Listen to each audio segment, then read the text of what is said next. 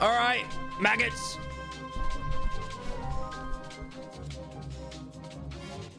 Finally.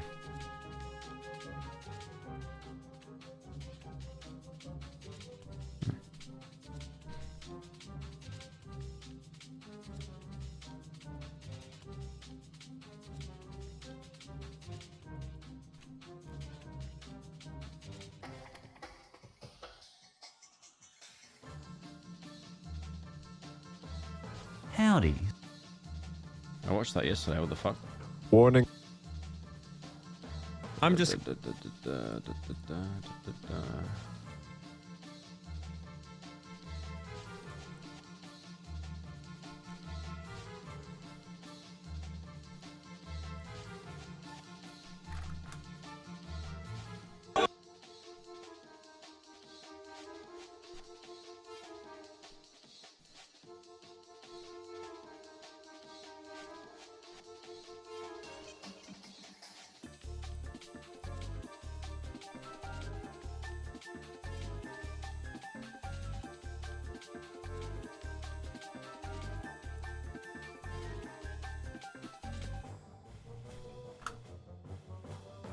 Thank you, Koala, for the 10. Yeah, I know I'm late.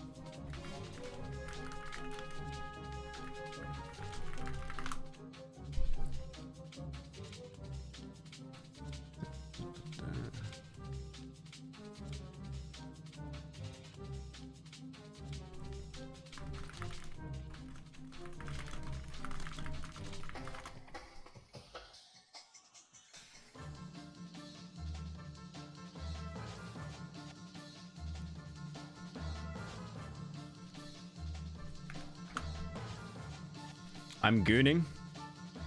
I could be gooning.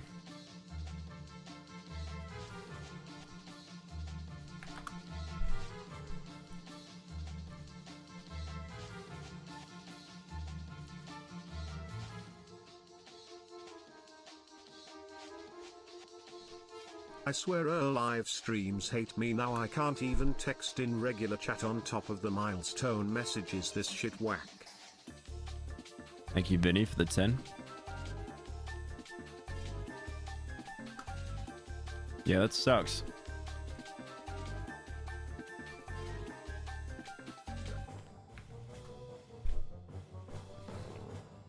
Featured Pyro took so long to start stream. The dumb maggot. Yeah, I can't believe he took so. Oops, I think that burrito I had was a bit too spicy.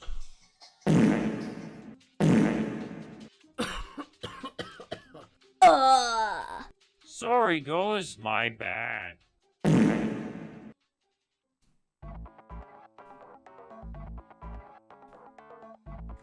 Yeah,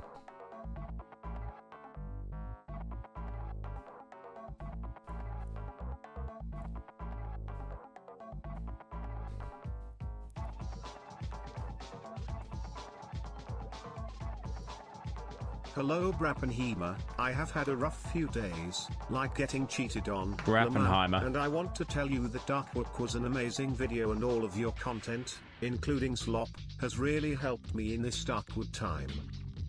Thank you, man. I appreciate it. Hello Hope you're my doing big well. Brappy baby, were you late because your diaper was full? Stinky boy. Just vile. Just vile. Come on, even I have standards.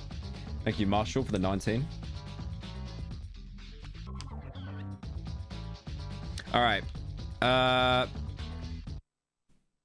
What have we got today? I think don't there's- get why all these PS5 fanboys complain about people making too many jokes about them having no games. Like you wouldn't be complaining on Twitter and would be playing games on the PS5 if it had games. But it doesn't, so deal with it. I mean, they don't have any games. They What don't. you doing, Tade? Hawk Tour? Hawk Tour? Hawk Tour? Hawk Tour? Hawk Tour? Darkwood fell off. Unlucky. Thank you, Shifty, for the 10. Darkwood's doing really good, actually. I'm really happy with like how many views it's got. It's got 3 million views now. I kind of want it to hit that, like, I want it to get 10 mil by the end of the year. I mean, hopefully it will. This is like, usually after the first couple of days, a video will start crawling, like getting no views, but, you know. Right, I wanted to look at this. We've got some new Mr. Beast Can you turn drama. face camera back off? I preferred stream without it. Oh, yeah, sure, mate. No worries. Anyway, we got some new Mr. Beast drama. I'll be honest, there's just so much, man. I'm actually really burnt out of it, honestly. I just think I think your boy Jimmy just needs to respond. I think the problem is now we're in a bit of a stun lock because Dogpack said that there was another video coming out and Mr. Beast won't respond until all the videos are out, so it literally is just a stalemate. But also, I think, honestly, for the most part, he can just go back to uploading and no one cares. So, like, everyone has already lost interest. And I will be honest, this woman, what's her name? I've been very critical of Mr. Breast, but this woman, Rosanna, I have genuinely never seen a content creator more rent-free about a YouTuber in my life. Like, she basically... This is a woman who... She was in one of Mr. Beast's competitions, and I think she came 3rd, but they edited her out, so she came 4th, so she wasn't in the top 3. Most of these people need to talk to a psychiatrist. Thank you, Lonely, for the 10. So, yeah, basically, like, it was... She was in a Hello, Mr. Beast Mr. game, Steve. and she basically... She didn't win, but she came close to winning. And then the team, like, edited her out. I think she was 3rd place and they moved her to 4th, something like that. And because of that, she's been absolutely just rent-free about Mr. Beast. So, like, obviously she's known for doing cake videos and stuff like that, like, 12 years ago. So she's, like, actual certified old head. But, yeah, she still does the...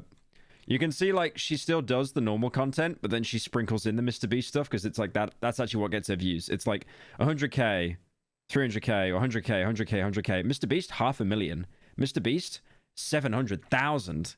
So yeah, it's obvious that she's just going to keep talking about Mr. Beast for as long as she can, because it does just get her views.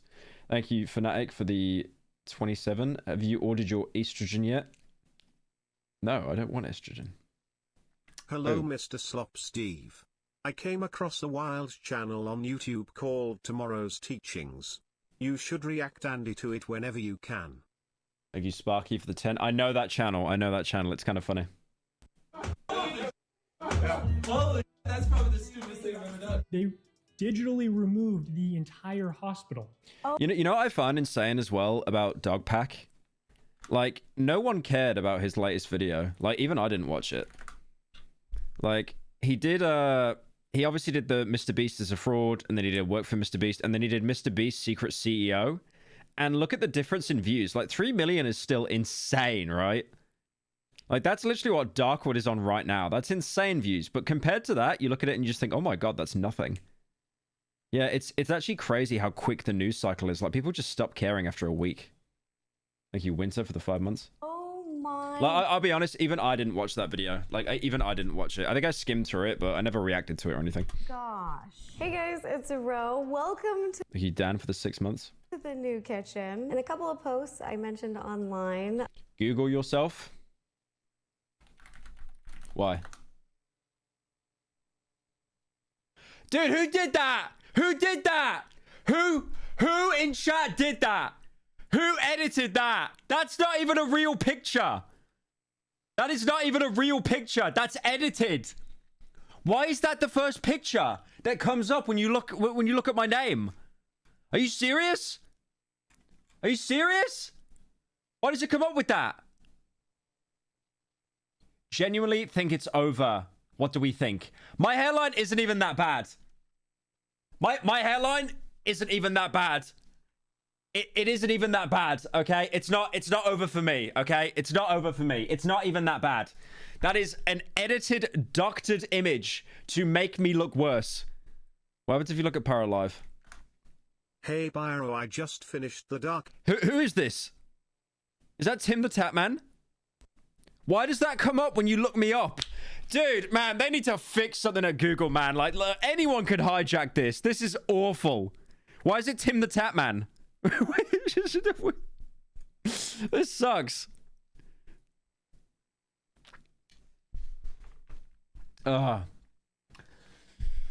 That's what a great way to start the stream. Yeah, I'm definitely happy I'm here, guys. Definitely Hey happy I'm here. Pyro, I just finished the Darkwood video and it was really phenomenal. Absolutely awesome work. It was a great watch. Thank you, Adela, for the 10. Appreciate it. Nah, they gotta fix that at Google, bro. That's messed up. I let people know that moving forward on this channel, I'm going to continue to bake. I love baking, and I think I'm going to be doing it for the rest of my life, but things have changed. So now I'm going to be baking and serving tea. And today,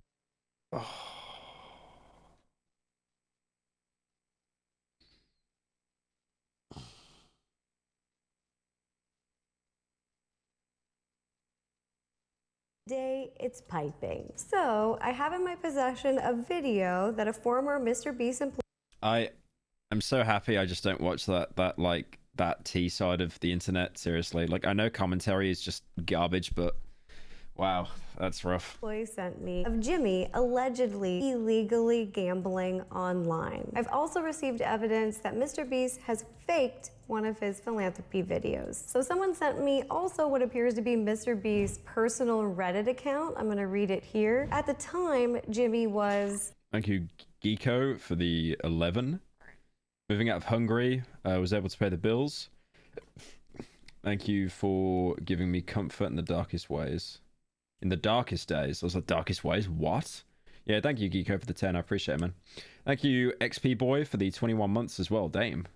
19, and the legal age to gamble in North Carolina is 21. So this is 7 years ago. Okay, so it says, guys, don't gamble. The pain isn't worth it. I've lost tens of thousands of dollars gambling. Your Darkwood video was cinema.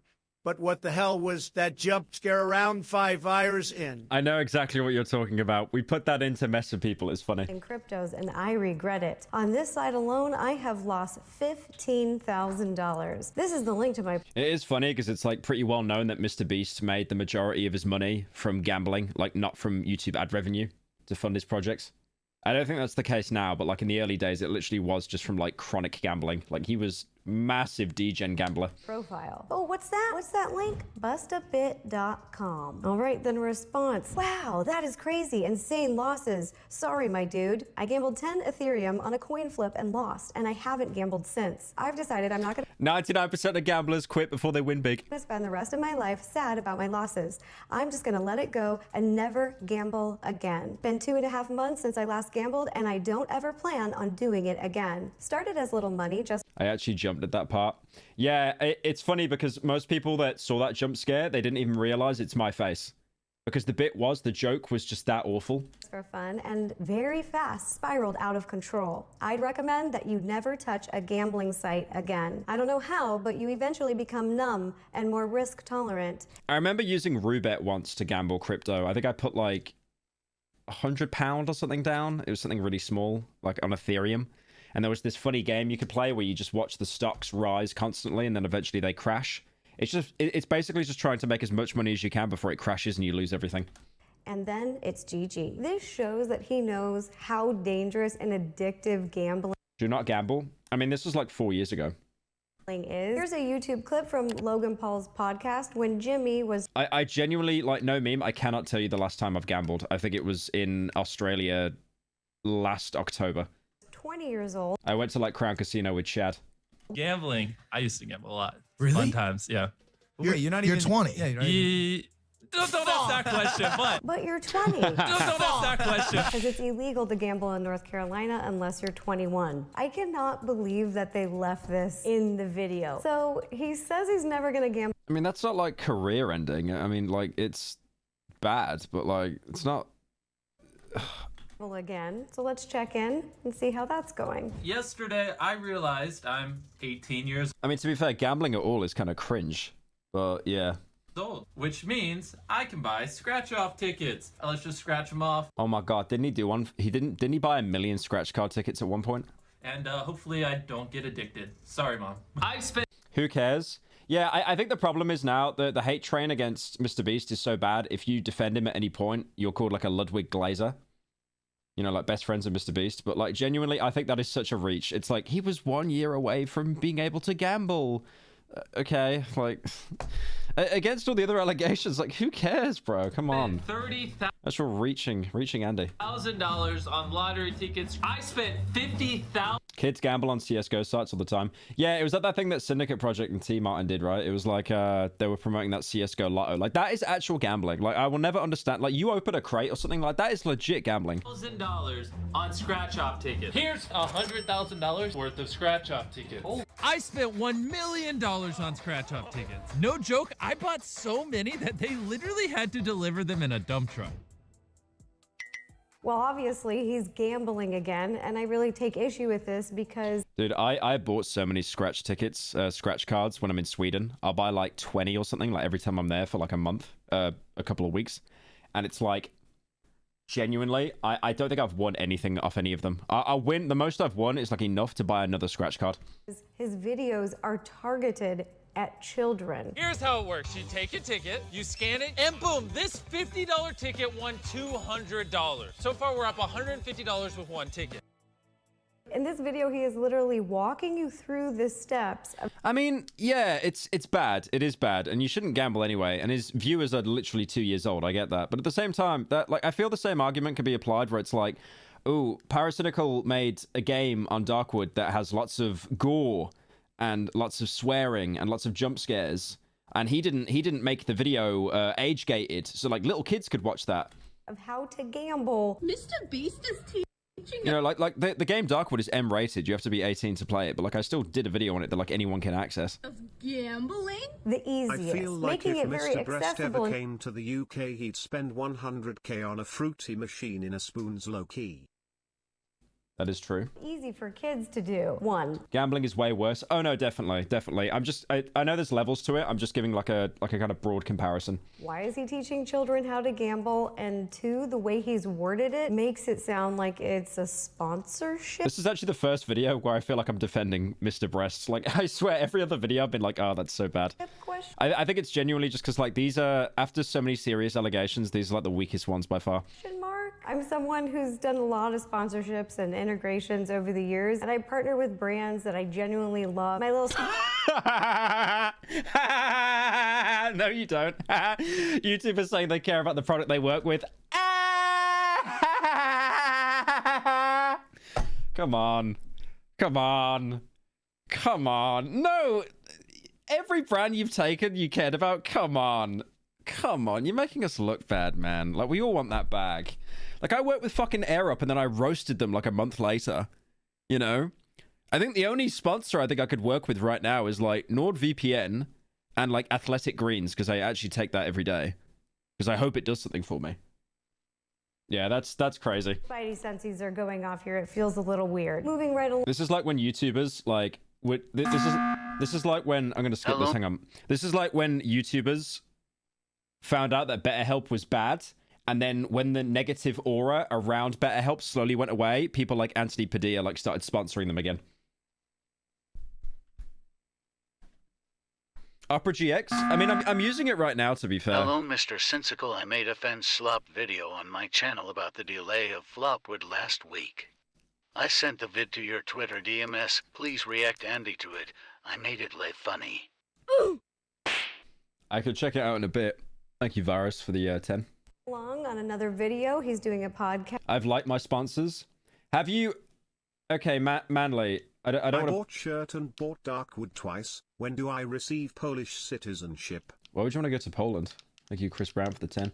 Manly, have you been happy with every single sponsor you've done, like genuinely, and you've always used the products like as much as you've said? Like, I'm not saying like every YouTuber hates the product they work with, but definitely some of them are like, oh, this is like it's like Raycon and stuff, right? Like, I don't, like, I promote Raycon because they pay, but, like, I don't use it daily. And I never said that I have. I just promoted it because it's like, paycheck, I'll promote it, fine. It's affordable, I guess. Like, it's not what I use every day. I think, like, if you genuinely care about a sponsor, it's something you will use and implement every day. Like, I literally just forgot the name of the company I was talking about. Beats by Dre? What are they called again? Raycons. Like, genuinely, I think I gave the pair that they sent me to my dad. And my dad uses it every day when he's, like, gardening or something. So at least it has a use. Actually, yes, except Raid, which was just like, why not? Yeah, exactly. I'm passionate about credit card debt cancellation. Yeah, Raid is a perfect example of, like, you just want to get the bag. Like, if I see a YouTuber do a Raid sponsor, I'm not calling them fake. But at the same time, it's like, don't... You know, I think that's why, like, whenever I do a sponsor, I always do it, like, a little bit semi-sarcastically. You know, because it's like, I don't really care. I just want to get paid. Cast with one of his boys, Logan Paul. You're not a degenerate like myself. When it comes to game, Raid's got really angry at me, by the way, because I showed like a bunch of like war footage and stuff like during one of the reviews, and they were like, no, you can't use that.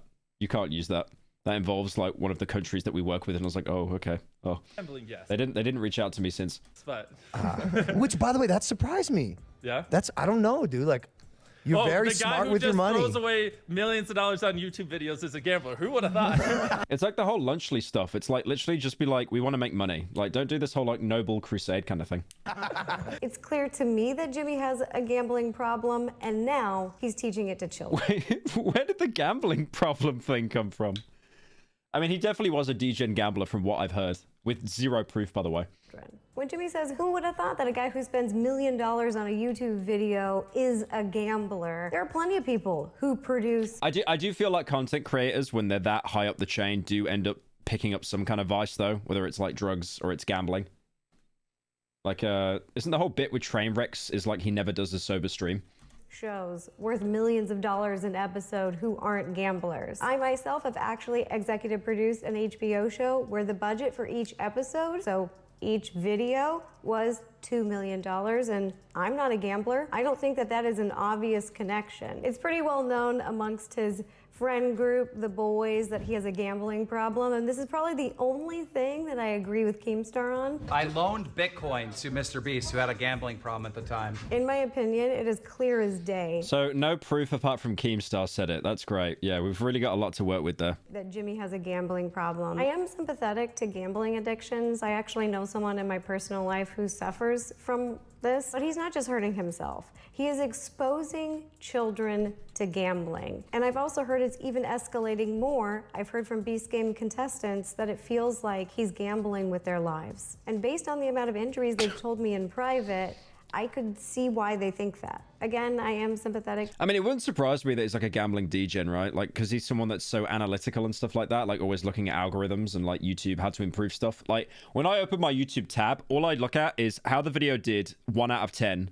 And then I look at my revenue. That's it. I don't look at watch time. I don't look at when people clicked off. I don't look at any of that stuff because I feel like I just go insane. But I feel like Mr. Breast really likes numbers. So picking up gambling would make sense. But yeah, it's like, he's a gambling addict. Source, my ass. To gambling addiction, but it becomes a bigger problem because I have heard from multiple people close to Jimmy that he pressures his friends and his employees to gamble. This video is... Pyro, you know you have Rule 34 pictures? No, I had no idea. I actually had no idea. Thanks for letting me know. Of Jimmy and some friends hanging out, and it appears that they are gambling on Bust-A-Bit, which is a website that is illegal in the United States. Holy shit. Holy shit, that's probably the stupidest thing I've ever done. Thank you, Omi, for the 5 gifted. He says, oh shit, that's probably the stupidest thing I've ever done. What you can see in the reflection of these large windows at night is the Bust-A-Bit website. This video is only a couple years old, so it shows that he is continuing to do this speed. This is more boring than your regular content. Behavior. And I need to absorb all the information. I need to absorb it all. Also, I'm watching the video and that came out the other day. The name is Dark Beginnings Episode 1. Also just curious, do you have a favorite platformer character? Like Mario or Crash Act? Also currently halfway through Darkwood. Love it.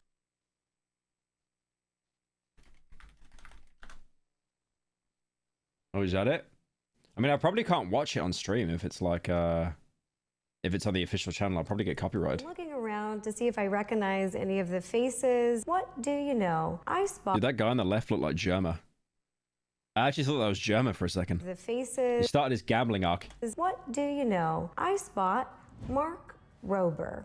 It No. appears that when he notices someone picks up a camera and starts filming, he steps out of frame. He's noticing someone's filming and trying to step out of frame. So why are we No, wholesome man, the YouTube preferred man. No, he gambles. It's all shattered. Everything's shattered. doing that, Mark? Do you not want to publicly? I'll be honest. Like I've been really harsh on Mr. Breast, but I feel that this is like, who cares about what someone is doing in private? Like, yeah, it was filmed and it was put online, but it's not like it was part of a video or anything like that. Be associated with illegal online gambling. Also, I just realized while editing this that this video that they shot was shot Hello, Pyro. in Just Utah. landed from They my were- flight yesterday. We experienced quite the brap turbulence over Portugal, and I did manage to spot your fluttering chins 32,000 feet above the Pyrenees Mountains.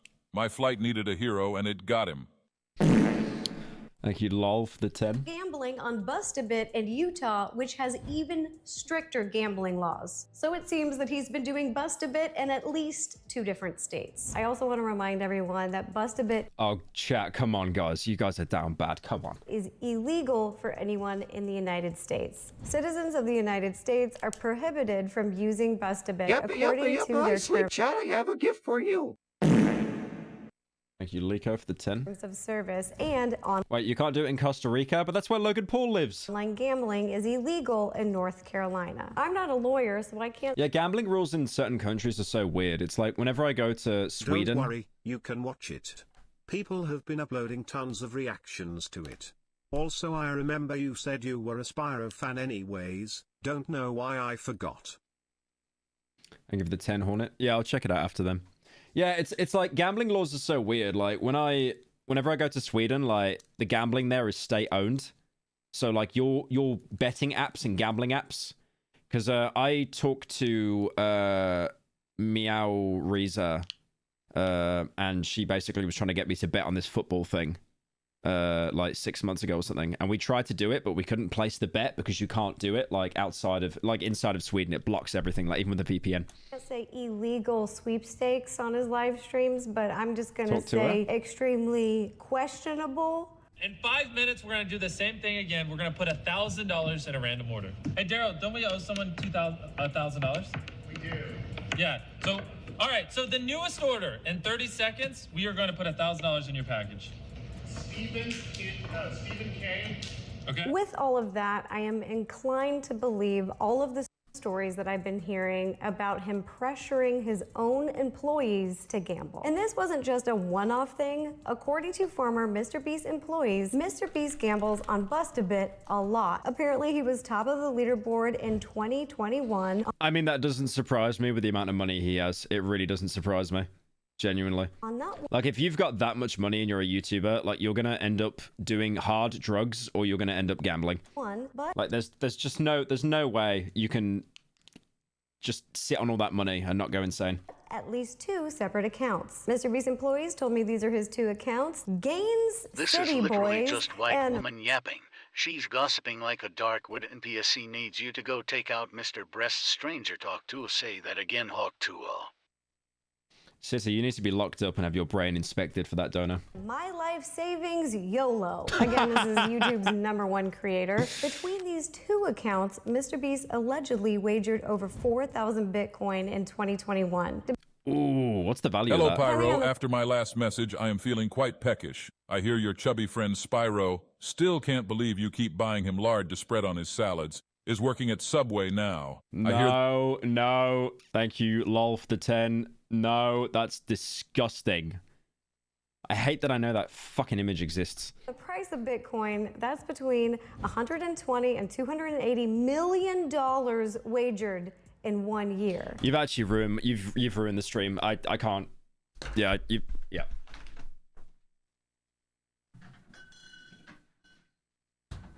You've actually ruined the stream.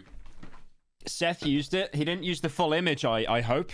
To be totally honest with you guys, I'm not the best with crypto stuff, but if somebody who's really smart wants to dive into this, please do, and please let me know what it all means. I did take a personal finance class and I minored in business in college, but we did not go over crypto gambling. I don't think that was a thing when I was in college, so I am not as familiar. I also don't participate, so I have no idea. And illegal gambling isn't the only shady thing Mr. Beast has done with crypto. Here he is with Logan Paul admitting to partaking in what sounds to me like market manipulation. Genuine question, what teenager or person underage doesn't try to do things like drink underage or whatever adult related? I think the point that's trying to be made is like Mr. Beast is a creator, so he has a responsibility. But again, it's like the biggest point they've got here is that inflation?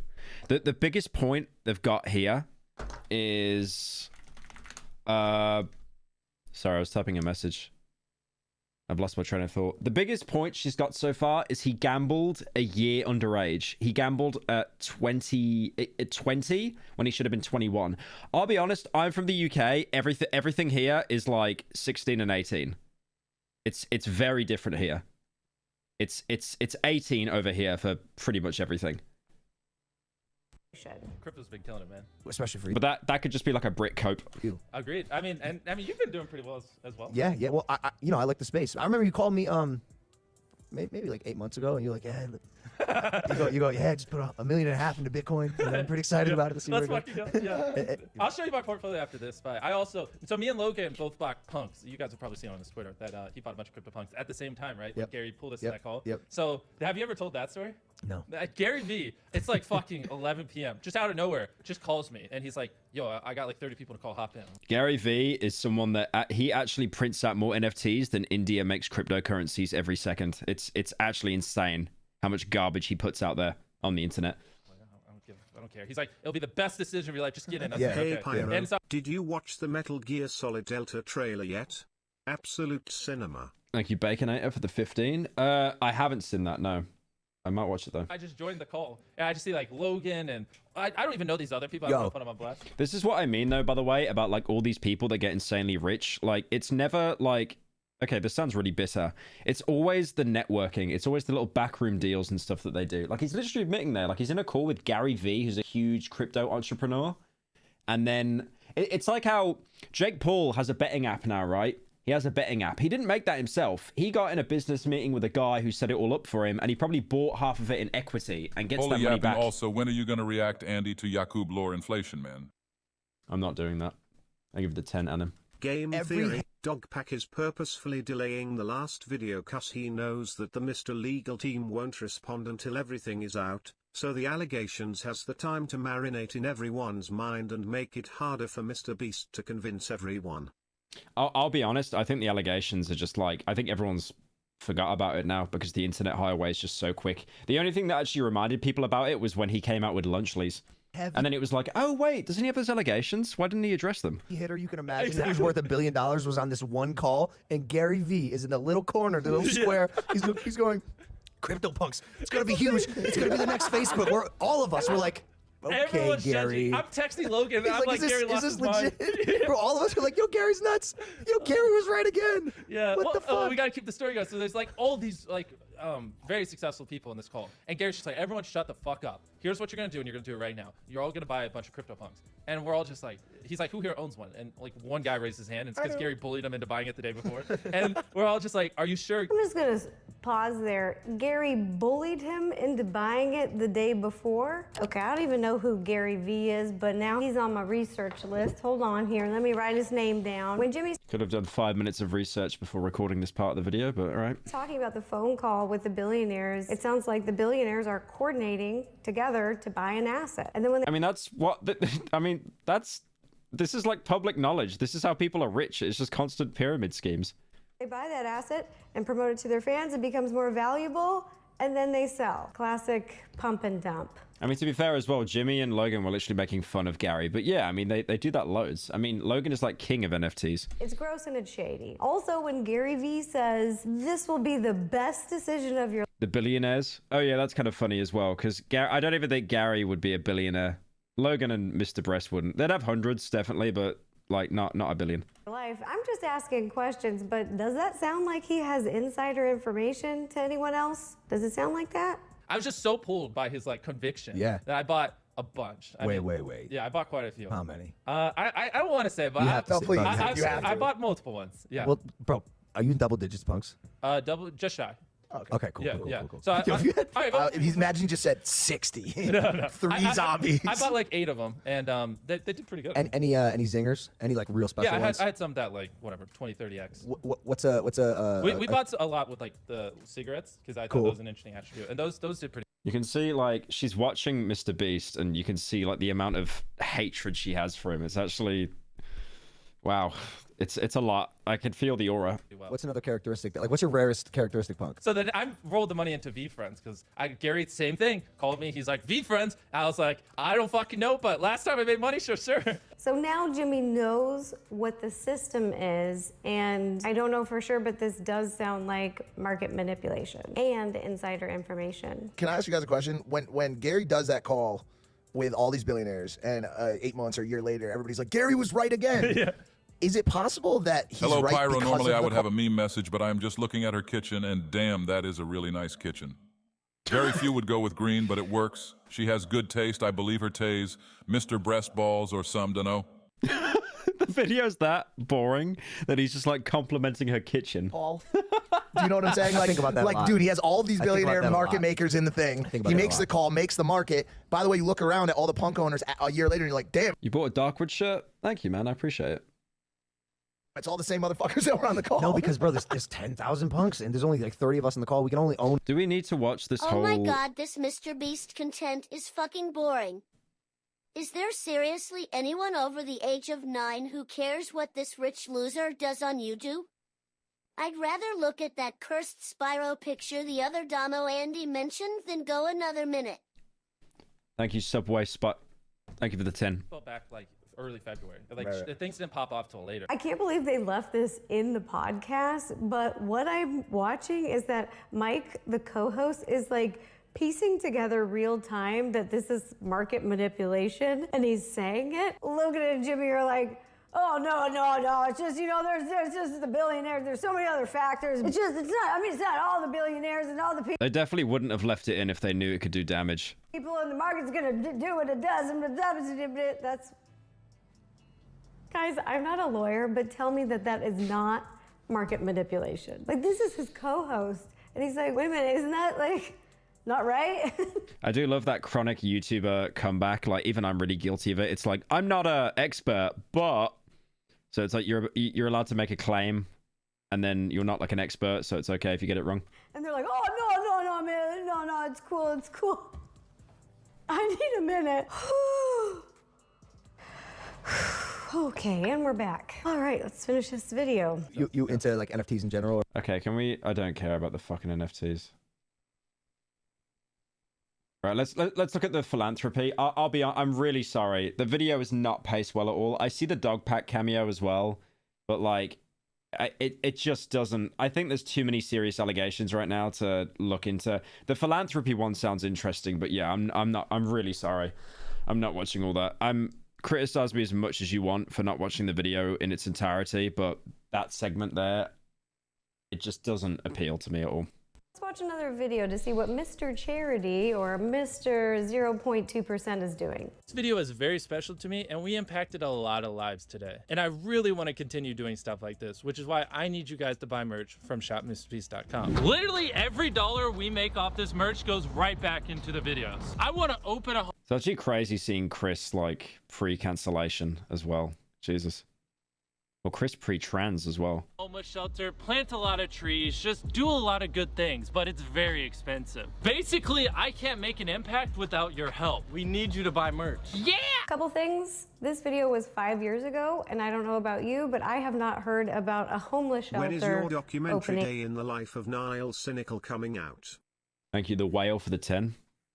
Is that the Brendan Fraser film? Yep. And he did plant some trees, but he did it through fundraising through #TeamTrees. So that was generated a ton of income to do that. So where did the money from the merch sales go? Oh, thank you. I was running low. Okay, this is what I wanted to show you. I love it. Like, you get it, like rough, because it's like rough, but also like It's they like say a dog. rough. It's Yeah. like rough, woof, woof. So yeah, I wanted to go over Mr. Beast's philanthropy Was that a part of the that went over my head? because whenever you criticize Mr. Beast, obviously people come back and say, "Oh, I'm a charity," and it's like, you know, not all charities are good, and it's been argued by a lot of people, not just people on Twitter, but actual experts of the ethics of spectacle charity. You know, he did 1,000 blind. I love that tattoo, that video so much. You know, Chad, I mentioned this before on stream, but you know, Chad, Anything for Views, he got a tattoo of this thumbnail. Hang on a minute. I know I've shown this before, but it's actually rent-free in my head. Hang on. I gotta show it again. It says upload. It even auto-loaded. Just that obsessed.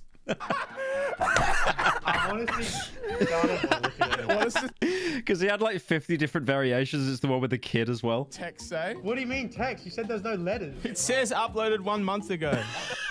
Good look. I'm standing away. 1,000 blind people see for the first time. 120 mil views my 1 God. month ago. That kills me. That I love that. It's actual peak. Chat, let's be real, skip sleepy tea. Try and have a positive Friday and have some talk to you, Pyro React Andy.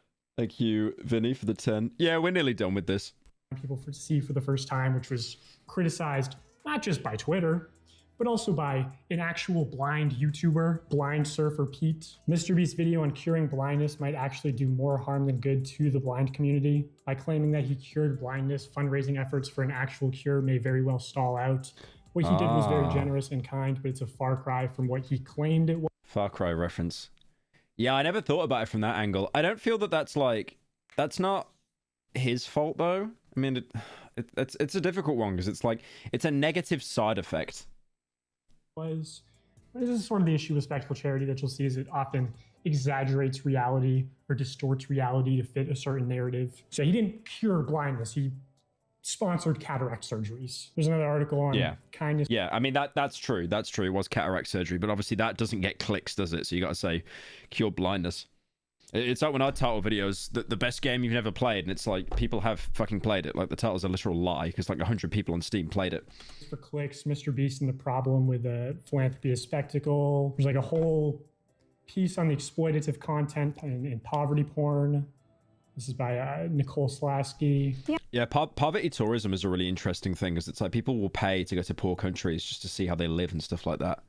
But yeah, poverty porn as well, I guess. Like you're just looking at like people that are really, you know, just down on their luck and stuff. And I'd say there's a lot of celebrities that I know that donate to existing charities like Habitat for Humanity, Make-A-Wish. There's not many that I know that own their own charities. I want to remind everyone watching that a lot of powerful people hide behind the cloak of charity. There's a very interesting article about this. People like Weinstein did this, Jeffrey Epstein, Bill Cosby. Very normal, mentioning Mr. Beast and then Epstein and Bill Cosby. Very normal. Very normal. I'll link down below to that article about the cloak of charity. Basically, to the public, you appear like you're doing a lot of goodwill and good things, and then behind closed doors is a very different. Having Jeffrey Epstein being mentioned in a Mr. Beast video is pretty crazy. What's your opinion on the Minecraft movie? Oh, we got Diddy as well. Great. Leaks? Yeah. From what I've seen, it's just Jumanji, but for chronically online children. Also, please do Petskip 2. We need it. Life just won't be complete without it. Release it and my life is yours. Thank you, Direct, for the 10. The Minecraft, I haven't seen any leaks. I just saw the trailer. What's the guy's name again in the blue shirt? First time donating TTS. Finished Darkwood last night and was wondering if there was a cast list or something for everyone who provided voices for the characters. Thought I recognized a few. Yeah, there is in the description. There is in the description. Just open it up and you can see a list of everyone. Filing also goes into Combs' philanthropic works, including his work with the Boys and Girls Club of America, his donations to open a charter school in New York, and his work fundraising to get PPE for frontline workers. What chat overlay do I use? It's called Bit or something. Hang on, let me pull it up for you.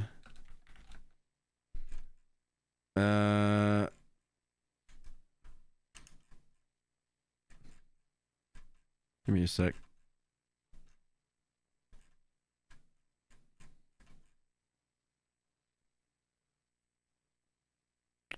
It's called Botrix, B-O-T-R-I-X. During the COVID-19 pandemic. Here's a paper published in the International Journal of International Relations about how charity she has a nice advertisements kitchen for and Africa a catty have twink sidekick. Too bad Logan Paul can't see the beautiful shade of green that her kitchen is since he is colorblind, but I digress. Yeah, Mr. Beast is getting waterboarded and she can take over your stream. Thank you, lol, for the 10. distorted Okay, this guy's the funniest guy on stream. You guys need to try harder. reality in a harmful way, creating this narrative that, Africa, while actually being very large and diverse, it creates the actual W don't know. That one was genius. picture in the media where it's all just like poor villages with no technology. But really the most damning thing against Mr. Beast is that he has faked parts of his philanthropy videos in a way where he's making it look like they did more than they actually did. Here's one where he claimed to build 100 wells, but in multiple shots you see the same wells listed as different wells. Well 29 and 67 were the same. He also said he built a bunch of wells in Kenya, but then showed wells that were clearly built in Zimbabwe. I think what he's going to do after this for any philanthropy video, he's going to have like a document that shows every single claim, so he can't be caught out lying, or like maybe a what if, like serial numbers and stuff like that, if there are houses that are built or wells or, generators, like anything like that. Ro, I'll show you this clip. Okay. And I want you to try to find out Okay. what's wrong with it. Hi, Frappolo, what's up? All right. A few months ago, at the very top of a 9,000-foot mountain in a remote part of Nepal, this hospital looked like this. That looks CGI. Really? That looks fake. I love movies. I'm a movie buff. I watch them all the time. And I know when I see CGI, this does not look real. Yeah, no, I'm actually surprised you caught that. Most people didn't. But if you don't see the CGI at home, I'll point it out. This is the before shot of the hospital. This is the after shot, and then same thing over here. What I noticed is that Dan Mace, who's the director on Beast Philanthropy, did a behind the scenes video for this shoot where they build a hospital in Nepal or whatever. Started off by getting the opening shots. I like to call these Plinky Plonk match cuts. These are great for this. The building looks very different than in shots like this. And, for one example, there's like moss growing here, which is... Yeah. Oh, yeah. They obviously... I mean, it's still the same building. They just changed some stuff up to dramatize it a lot more. Looks more decrepit. Yeah, it's in like this the one. concrete's breaking. I mean, it still looks pretty decrepit even in the real one. But yeah, that stuff's been CGI'd in. Breaking down right here. I don't think that's terrible. It's just like the problem is like it's obvious that him and the team are just that content brained that it's like we just need to make everything look as dramatic and decrepit as possible. If they lied about redoing the hospital and stuff, then yeah, that's definitely fucked. There's like holes in the roof. There's like all this random crap. But in the real shot, there's no moss. Yeah. There's no decrepit. Mr. Beast cancelled because there was actually no moss on the decrepit building. Right here, you'll notice this pillar, 2 white lines. Right here, same pillar, 2 white lines. But there's a building behind it. So in this opening shot, where Mr. Beast says, this is what the hospital looked like a month ago, they digitally removed the entire hospital to make it look like they built the hospital. Like they built the bigger building. Yeah. But they didn't. Oh my. Okay, that's not good. Yeah, that's pretty bad if that's the case. Yeah. But they didn't.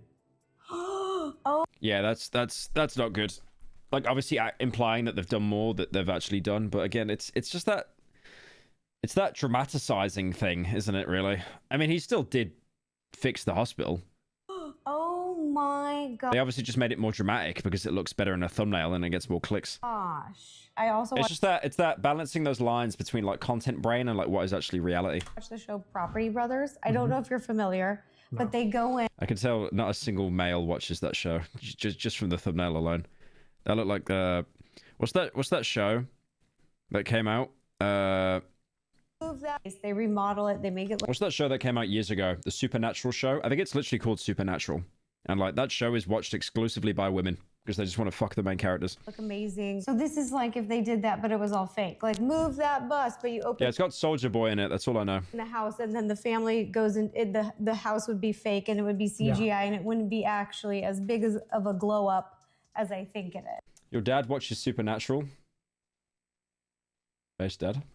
Exactly. like the viewer thinks it is. So they CGI'd it, or technically it's generative AI, but you know, same thing.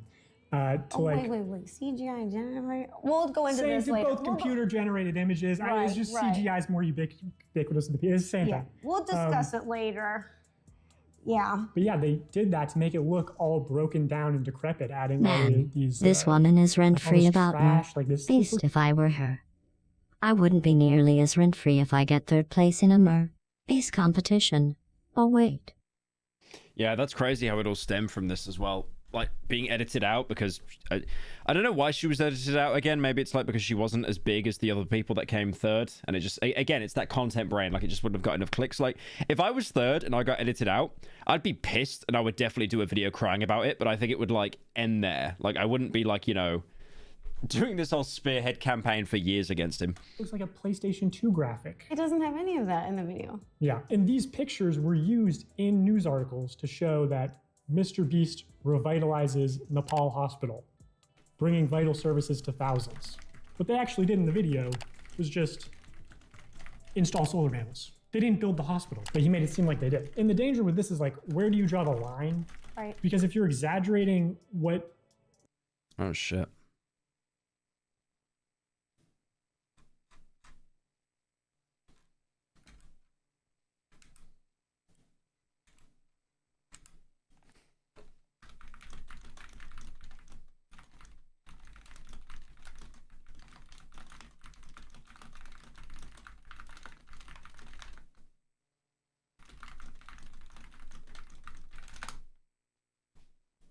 you're doing as a charity, then you're taking attention and funding away from other charities who might be more honest.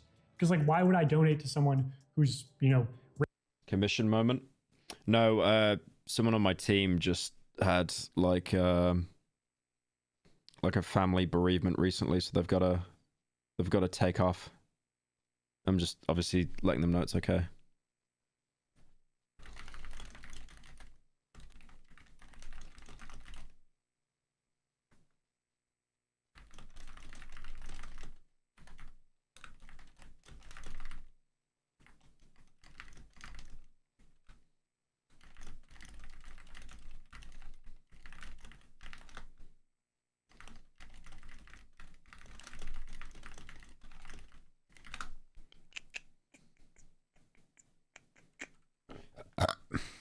Yeah, sorry, just give me a sec.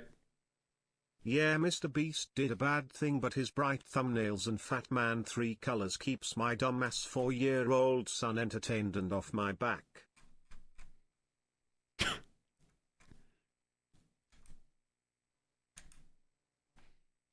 Just give me 1 second.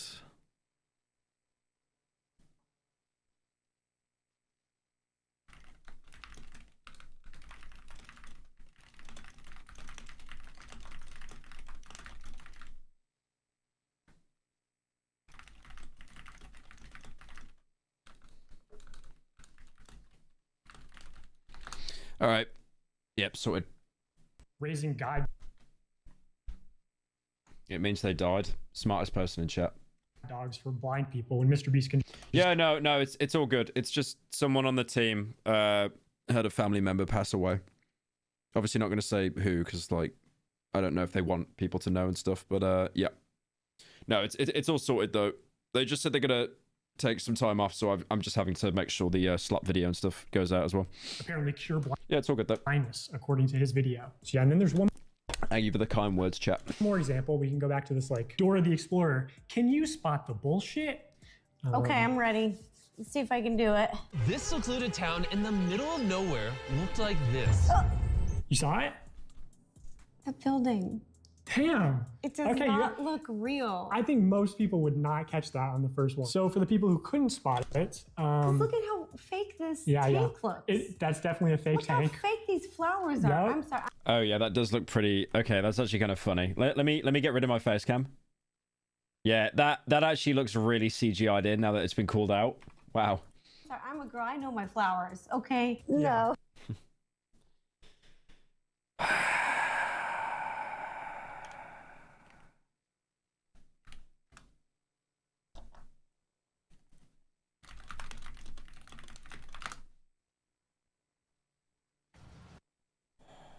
definitely a fake Look how tank. fake these flowers are. Yep. I'm sorry, I'm a girl. I know my flowers. Okay. No, this whole thing, all of this, it's all about me. Yep. Hey, no. So, but I think there is some part of I'm sorry, man. I know it's snide. I had to do it. a real building here, but then they just use I had to do it, man. It's actually insufferable. generative AI or you know, editing or whatever to expand it, because it's Oh, like yeah, you can see that the house is literally wobbling. What the fuck? there's Actually wobbling. What? Look Oh at my that. god, look at that. It's no. Hey Spyro, And then, it's like, the Hunter. building here is I'll like- have the usual. No. Just go ahead and get a foot-long Italian from the oven. I got the protein. Thank you, Annan, for the 10. I'm skipping it. I'm skipping it. expanding. So it's like they added on the whole back half of the building. The flowers here are like not lining up. You can barely tell that this is faked. So like, how many things like this are they getting away with where they're making it look like they did more than they actually did? Because they say that this is what the town looks like now. Am I the only one who feels like this is scripted with her soy reactions and dog pack going like you got it? Thank you, Mr. Beast, for the 10. No bias in that donor, by the way. Yeah, I feel like after all of this, things are really going to change. I feel almost like... Could you imagine that, like, Mr. Beast videos going ahead, there'll be, like, a little asterisk at the bottom being, like, some things are, you know, dramatized and not real? Like how they do in TV Thanks ads. for the Darkwood video. I enjoyed it immensely and look forward to the next 8-hour video. Also, bro, think he Vecna with the 01 tattoo? JK, I know it's Evangelion. Wait, what's Vecna? Oh, shut up. Now, and then this is what it looked like before. Yeah. And it's just not true. It's dishonest. No, it's completely deceptive. And this is a message from a former Mr. Beast employee who knows of the philanthropy. He says, I was told that the philanthropy side was supposed to be Jimmy's get out of jail free card if he ever got canceled. They wanted Jimmy to win a Nobel Prize within the next few years. And then parts are cut out for privacy. It's all... What's the next main channel video so I can steal it? Petscop 2. You've got a week before it comes out. a whole week. Been getting into EVA, watching EO tonight. It's pretty good. As an English woman, what's your opinion on Mari Illustrious, and the fact she's like 50? Also, have you ever read Neon Genesis Evangelion anime? I haven't read the manga. I've only watched the show on Netflix. I'm not sure what Mari Illustrious is, though. But thanks to the 10, Pyronon. in social status. I feel like Give me 4 days. them helping people is literally on the bottom. Could you imagine if you actually got Petscop 2 done in 4 days? You should actually do it. I think Nexpo did it.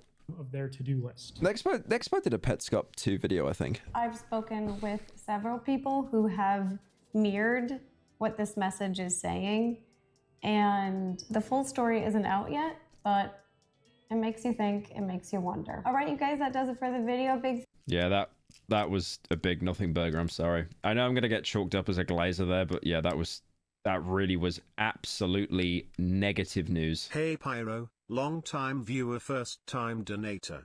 I was just curious if you ever considered scratch and sniff merch. Brap.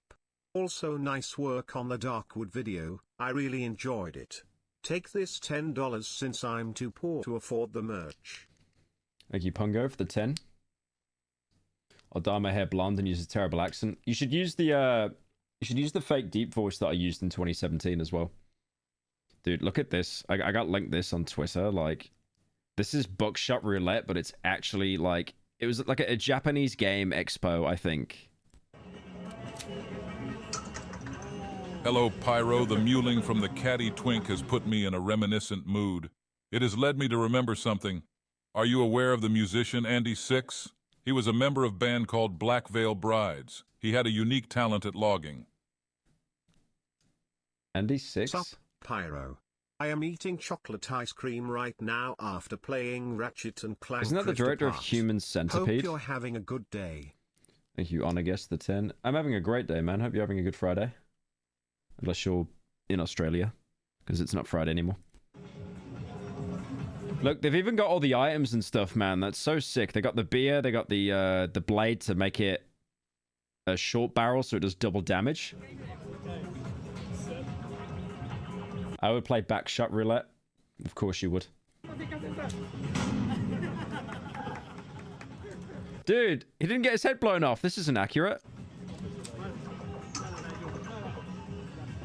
That's so sick how it's just sound effects as well. Yeah, it should actually be loaded, I think. They used the wrong song. No, this is the right song. This is the music you hear like before you go in. Like this is the club music. What does the beer do again? What does the beer do? Does it skip a shell? The cigarette gives you a life back. They've added so many new items since I last played it. There's like a mobile phone and stuff as well.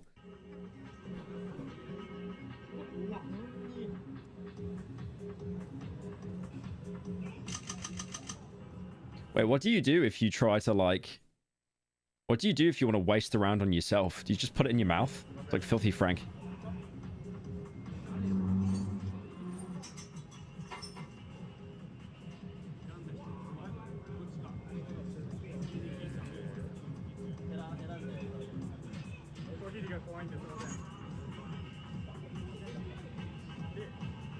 This actually looks so sick, though.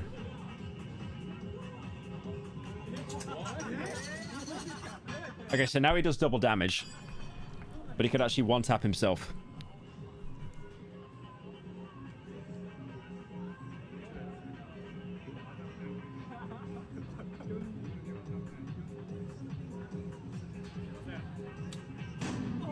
Oh, unlucky.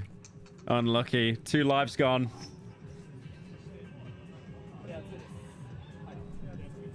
Dude, they would make so much money, though. Like, imagine if you had this at, like, a mate's house or something. Hello, Pyro. Or, like, at an arcade. Yes, he was quite talented at logging. It was a side hobby of his, and I thought it would be funny to grab a pic of his logs and make a React Andy channel thing. I love his log lore. Andy6Logs, search it up. Andy6Logs. Okay, I'm 100% looking this off stream. Because I don't trust you. This will be a guy shitting or something.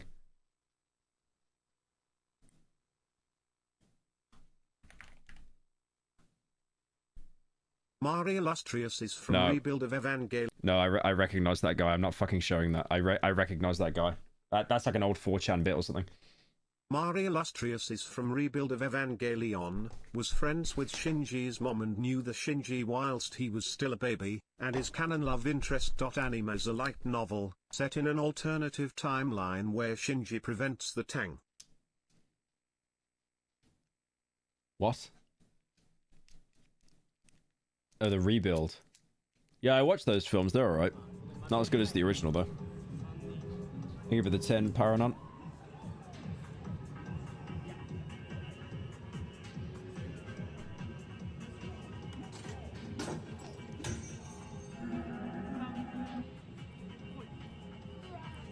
What's the remote? What does the remote do? Is that meant to be a stand-in for the phone? Dude, imagine if they put this in, like, arcades and stuff. I mean, you couldn't put it down in, like, an arcade in the UK, because, like, if it wasn't, like... You'd literally have to put a chain on the shotgun, because people would just steal it.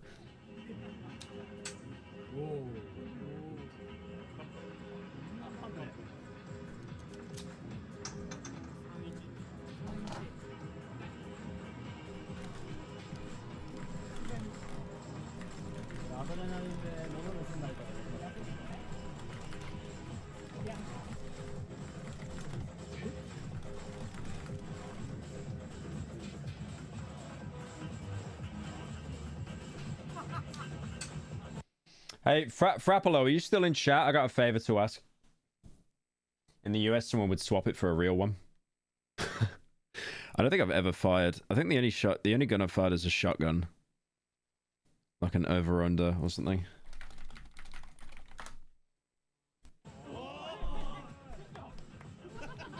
Are you fairness the 27 months?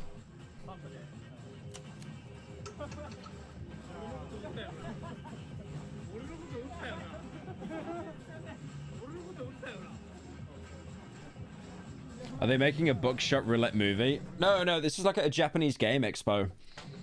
I had my editor Matthew send me it.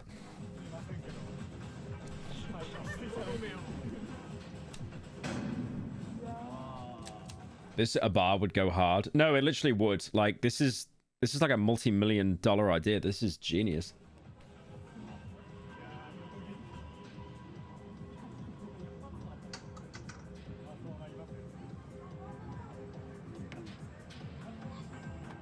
Ah, so he gets more life. Imagine you just actually have to light up a cigarette and then you get kicked out for smoking indoors. I'm gonna get one for the house, based. I've seen a video of you shooting a bolt action on a tripod. Yeah, no, that was like a 50 cal or something. Like genuinely, it was going to blow my shoulders off. Like I was such a coward.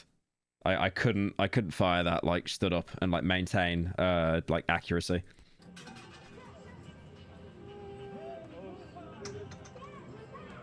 Excellent. It'll be a miss. Oh no. I like how it's purposely got like there's a delay. There's a delay put into it as well, so you can't even tell if the round's gone off. UK moment? No, this is in Sweden.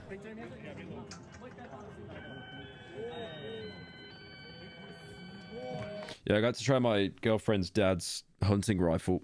It's like a fucking huge thing. Right.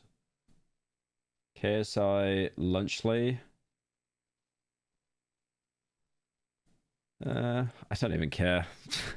I actually don't even care. I don't even care. I'm actually over it. I'm over it. I'm over it. I can't even pretend to care for the views at this point. I did want to watch this though, because everyone is taking Ozempic right now. Literally everyone. There's a looming fiscal crisis in America. It threatens to destabilize almost everything. In fact, it's going to bankrupt Medicare. Over a drug so revolutionary that it could solve a generation's worth of health problems. They're seeing a positive side effect of those weight loss drugs like Ozempic and Wegovy, and that's a diminished craving for alcohol. We're now learning they may have cardiovascular benefits, maybe mental health benefits, and now the latest is anti-cancer benefits. Let me show you something interesting. Isn't it crazy that people talk about this like it's the best drug in the world, and literally the main thing it does for people that aren't diabetic is it just stops them from wanting to eat. These are $50 bills. Here's how much a month of Ozempic cost in the UK. And here's how much it cost in Denmark, where Novo Nordisk, the company behind it all, is headquartered. Now, It's that cheap in the UK, really? here's how much that same list price is in America. Adderall has been suppressing hunger since the I mean, look at cigarettes. Look how much nicotine has suppressed people's appetites. Unlucky. Oh my god, 700. Let's go. Hey, over $1,000. Oh my god, America. Oh my god, America, you're cooked. Boys, you're cooked. I'm sorry. That's awful. How are we getting the best deal for once? It's like buying a PS5. We have to pay more than like anyone else. Its sister drug, Wegovy, has similar prices. So do all the GLP-1 drugs. That is, they are doing that on purpose so people can't get access to it, surely. And this disparity has massive... Like in the UK, if it's so cheap in the UK, that has to be like some kind of plan. If half of the adults in our country with obesity took Wegovy Talk to her. and the other new weight loss drugs, it would cost us $411 billion. My diet is Ozempic and snus washed down with lean. Well, you're basically like calorie neutral, aren't you? Because you're drinking all the Sprite. Every year. That is $5 billion more than what Americans spent on all prescription drugs at the pharmacy counter in 2022. The company behind this Wheelchair revolution is guy called here. Novo Nordisk. Got released from the hospital. I went to the store after. This shit is a cheat code NGL. I'm on wheels and people let me in front of them in queues. There's a guy who made a dono the other day that he lost his I think he had like an injury or something and he lost the use of his legs, and he's been coming into like every stream just bragging about it, how it's basically a superpower. It's genius. Like I've never seen someone have such like a life-changing injury and they just make the best of it. And this year, Novo became more valuable than the entire economy of its home country. We spoke to politicians, drug pricing experts, and policy advocates to understand who is currently benefiting from this revolution and who's paying the price. We found a story of a miracle drug, its eye-watering price tag, and the unlikely alliance trying to make it accessible for all Americans. Our office has never questioned the effectiveness of these drugs. We're simply questioning what we're having to pay for them. That's Dale Falwell. He's the state treasurer of North Carolina. He oversees North Carolina's public employee health plan, which covers almost 750,000 firefighters, teachers, and public servants. Our state health plan's under siege because of the Rainbow Six Siege? high cost of these weight loss drugs. In 2021, 2,800 North Carolina public employees Honestly, were the prescribed best GLP-1 part of drugs. it is probably Crimson A1. Hope it gets animated someday. Thank you, Paranom, for the 10. For weight loss. And then the drugs went viral. Ozempic. I remember even South Park did a bit about Ozempic. And Wegovy, popular weight loss drug. I saw one guy who took Ozempic. He was a fitness guy, and he took it to lose 5 kilograms. Should he have really started Ozempic to lose 5 milligrams? No, definitely not. He's a moron. This guy was already shredded, by the way. But you know how like people that are shredded and they're ripped and they make their entire lives about working out, they actually suffer with like some of the worst body dysmorphia imaginable. Like he took some of it to lose weight, and I think he said the way it worked is like he ate normally and he was like, this isn't working. But then he kind of realized like whenever he'd eat, he'd leave a little bit left over, and he was like, no, that's enough. Like I don't want that. I'm okay. We were looking at potentially spending $170 million on this weight. Wait, milligrams? Did I say milligrams? No, kilograms. No, I said 5. I meant 5 kilograms. Sorry, I was reading the box on screen. GLP-1 drugs for weight loss. Yeah, he wanted to lose 5 milligrams of fat. And then the drugs went viral. Ozempic and Wegovy, popular weight. Yeah, no, I was reading the milligrams on the sides of here, but yeah, no, it was 5 kg he wanted to lose, which is literally nothing. Loss drug Wegovy. We were looking at potentially spending $170 million on this weight 5 millislaps loss drug for about 25,000 users. I mean, if anything, that really shows how cooked like the developed world is, right? Because it's like we wouldn't need a drug like this to stop people from eating if the quality of food we had was just better. So I think it's really there's so much like conveniently packaged like snack food and stuff like that, but to actually make like a proper meal, it just takes so long. That's why me as a 27-year-old man, mummy cooks all my food. really important for your viewers. Mummy cooks all my food, and very little of it is ultra processed. To think about the context of what $170 million is. Earlier this year, North Carolina gave 250,000 public retirees a one-time 4% bonus. The cost was roughly the same. In my tenure as the state treasurer of North Carolina, I've never seen something come on this strong and this quickly in terms of the expense. North Carolina's crisis? I mean, honestly, we just kind of live off Gusto. Gusto is like a competitor to HelloFresh that all the YouTubers shill, but we actually live off Gusto because we couldn't get HelloFresh to where we live. But Gusto's really good. I think it's like, I think 95% of all the ingredients aren't processed, ultra processed. I mean, most stuff is processed, but it's ultra processed. You got to stay away from. It's a gold mine for Novo Nordisk. It's pretty healthy stuff, to be fair. It's basically just like you just get sent a box, and then it's just like all the meat and then the bread, the carbs. You've obviously got to cook it yourself and that, but like all the measurements are already done for you. Have you seen the shadow animation yet? It's peak. Also, why spend 1k on Ozempic when you can just use Fent? Same results. That's true. I haven't seen the animation yet, no. Thank you for the 10, Yappy. Did you see the day before devs returning and asking for money for a new game? No? Can you link that? They have a patent or a legal monopoly on the drug. And being the only company that can sell a revolutionary drug turned Novo from an afterthought into a global titan. Just look at these numbers. 10 years back, it had $4 billion in profit. Last year, over $12 billion. Damn. Since launch, I mean, there's a lot of diabetic people and there's a lot of fat people. Novo has sold nearly 38 So it really doesn't surprise me. billion worth of the drugs, which has helped fund the same amount in dividends and stock buybacks for shareholders. I think that there's got to be some nasty side effect about that we're not going to know for years, though. Surely. There has to be. Because they're literally saying it like it can help with dementia and stuff like that. Like it's an absolute wonder drug. Like there has to be a downside to it. It's estimated that last year, 2.6% of the profits on this drug for Novo Nordisk came from our state health plan, not from our state. But you like fat people, right? Is that a bad thing? Shut up. From our state health plan, specifically. Falwell tried to negotiate with Novo and the state's pharmacy benefit manager. It instantly kills you after 5 years, like even if you used one. Around the It's like It Follows or something. price of the drugs. When you're trying to negotiate with someone who is consistently putting profits over patients, you can see how those negotiations can break down very quickly. And so the NC State Health Board made a tough decision. North Carolina is dropping its coverage for a popular diabetes and weight loss medication. Thank you, Rosie, for the 24 months.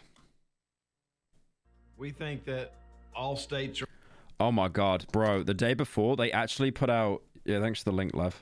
Hang on. Everyone deserves a second chance. We deeply apologize to everyone for the day before, and we take full responsibility for what happened.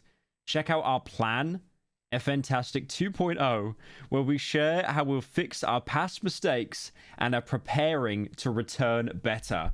There's no way they're coming back, bro. There's no way. Oh my god, they're actually trying it. I would literally just take the money, run away, and then rebrand. Like, the fact that they actually are trying to come back. Regaining trust will be tough, but we're motivated to make more games if our Kickstarter succeeds. With its all-or-nothing model, contributions will be refunded if we miss the target. We value your support, and all funds will go to development, not profit. They have some balls doing this. They have some major cojones for trying something like this. Once you helped us create Fantastic through Kickstarter today, we need your help again to bring Fantastic back. The community notes, warning, potential scam. Like the fact that it's in all caps as well, like just as a warning, warning, potential scam. They might as well have added, like, you know, like the little red alert, the little siren emojis. Just like, warning, warning, this is a scam. Before you consider giving Fantastic money, remember that they lied about the state of the day before to investors, volunteers, and the gaming community. What do they link? This video is brought to you by Ridge and... Oh yeah, I remember Skillup did a video on it. Zombies have been a... And then Big Bus did a video on it as well. Oh god. That's crazy. Didn't you all release a junkware scam of a game and then lash out at everyone for calling it terrible? We recognize that the end result fell short of expectations. What do you mean? You kept the game up. You kept the game up for like 2 days. And then you pulled it. I remember playing that game on stream, and they literally added in like fake gunshot sounds into the background atmosphere to make it out that there was more people playing it. We take full responsibility for that. Our ambitious goals combined with an indie budget and a small team led to what we see now. We've drawn conclusions and will hopefully delight players with new games in the future. You guys declared the game a financial failure in 2 days, when Steam doesn't even pay out until a month after. I have a really weird feeling this isn't going to work out well for you guys. Yeah, I wonder why. We realize that it will be difficult to regain the trust of the audience, but that doesn't mean that nothing needs to be done. We are fully motivated and will put that motivation into our next projects. We hope we will live up to your expectations. The scam is back. We'd like to point out that Kickstarter operates on an all or nothing basis. Yeah, I mean, because you need the money. You need to hit the goal or they shut you down. That doesn't like mean it's going to be a good product. Oh, look at that, guys. They made one of their games free on Steam. Escape Factory. Oh, this is an upcoming game. Oh my god, they're doing like Satisfactory. They made Fall Guys. They actually lost out on the day before, so now they're making Fall Guys. They are making Fall Guys. Oh god.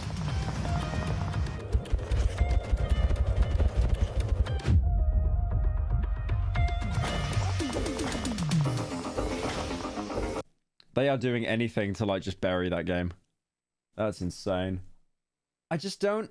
That, like, whoever got access to their account, man, They are the bravest person I've ever seen. Wow. Regaining trust will be tough. Yeah, it definitely will be. How do you possibly expect anyone to part with money after the intentional, deceitful practices previously? Not just those who invested, but also to Epic and the Unreal team. I'd suggest if you had actual love for development, find a respectable studio to work for where you aren't responsible for other people's money or investment. We understand that we've disappointed the audience, and it is a pity that we're not able to deliver on our promises. The gaming industry is complex. What?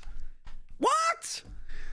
I mean, it is. It is. Like, there's so many game studios that are dying right now. Like, Ubisoft is one of them. But, like, oh my god. You literally took... You took everyone... Do you remember as well how they had that thing as well where, like, they had, like, unpaid work? They were like, oh, if you're a fan of the game, can you, like, mod our Discord and stuff? Can you run our Discord for us? Can you help us develop the game for free? You'll get a t-shirt. Danny on PC. Oh, that's a name I've not seen in years. Based. What did he say? Why not start a new studio? It'd be an easy way out. There'd be no chance for us to rehabilitate ourselves. The audience and its trust. The thing is, they're treating it like it's a No Man's Sky thing, where it's like, oh, we'll be able to actually, you know, win the trust back of the fans. We have a good foundation. The problem is with No Man's Sky, there was a good foundation. Just the game sucked, but they built on that. There is no foundation here. The game has been taken off Steam. They're not, by the look of it, they're not even working on a new day before or an updated version. They're literally just doing other games. You need to fix the game that people weren't happy with. You can't just like start a random new project. Usually I encourage devs, but wrap it up, boys. You guys literally failed everyone. Lamau. We understand your disappointment. Okay, they're saying the same thing. This might be copy-pasted. Also, is that... Okay, that's a Payday 2 picture. I was going to say, if it's Payday 3, it's like that is a dead game calling another game a dead game. Like, that would be the worst case of friendly fire I've seen in my life. They're actually replying to everyone. This kind of reminds me, honestly, like, when the Payday 3 devs on Twitter were just replying to people with, like, one follower. It was really sad. Like, they were doing anything they can to, like, try and rebuild the fan base, but that game is just... I mean, hang on. Let's have a look at Payday 3. Did they... Is it fixed? I mean, 2K isn't that bad, though. It did have a bit of a spike in September, at least. Oh, that's good. Oh, no, that's actually an improvement. No, that's fair. Okay, they've actually had an... Oh, no, okay, yeah, fair enough. Yeah, they've actually had a fat improvement. All right. Fair enough. The game might not actually be dead. Still fucking boring, though. But yeah, that's crazy. Like, the fact that they're actually going to come back... Hang on a minute. I want to check out their website again.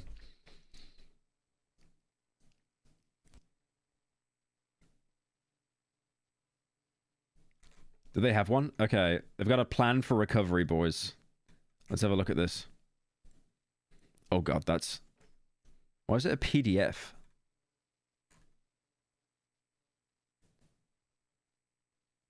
Let's have a look at this. Fantastic plan for recovery. Honesty. From now on, our development and marketing will be based on the principle of honesty. We commit to building trust within our community through direct and honest communication. So basically what they're doing now is like an apology tour. They're just going around to everyone on Twitter being like, I'm sorry. I'm sorry. Someone said the Pepsi document. We commit to openly communicating the challenges we face without concealing any details. All aspects of our marketing will remain clear, transparent, and free from embellishments. Someone said check out Payday 2 on Steam. Oh, I mean, Payday 2 will be dominating, like, no matter what. It's probably got over, like, 30k people. Oh. 14. I mean, half of that. Jesus, though. That's still miles better. Wow. God damn. Compared to 2k players? Jesus. I mean, it has been on a bit of a downward trend, but that's what should happen when Payday 3 came out. That's crazy how there's still such an active... Like, how many people have autism? That's insane. I really do like Payday 2, though. I couldn't ever play it again, I don't think, though. All aspects of our marketing will remain clear, transparent, and free from embellishments. Transparency. I'm trans. We understand the mistakes and absence of past communications. We commit to ensuring transparency in development and openly providing honest and comprehensive information. We will actively engage with the community on our platforms, particularly Discord. I mean, I get it, but could you imagine? It's like they just say, it's like, we'll talk to you guys on Reddit. We'll talk to you guys on Reddit. To ensure everyone, isn't it funny? They say the word trans and then also Discord. Curious. To ensure everyone else is informed and involved. We'll provide regular development progress reports to keep the community updated at every stage of our work. Before the official release of any product, we will offer free open betas for early testing to gather feedback and ensure the highest quality. Professionalism. They're trans? Wait, they're actually trans. Oh my god. This is a big development, guys. This is a big development. Rent-free. We're transitioning from a volunteer-driven approach to one firmly rooted in professionalism.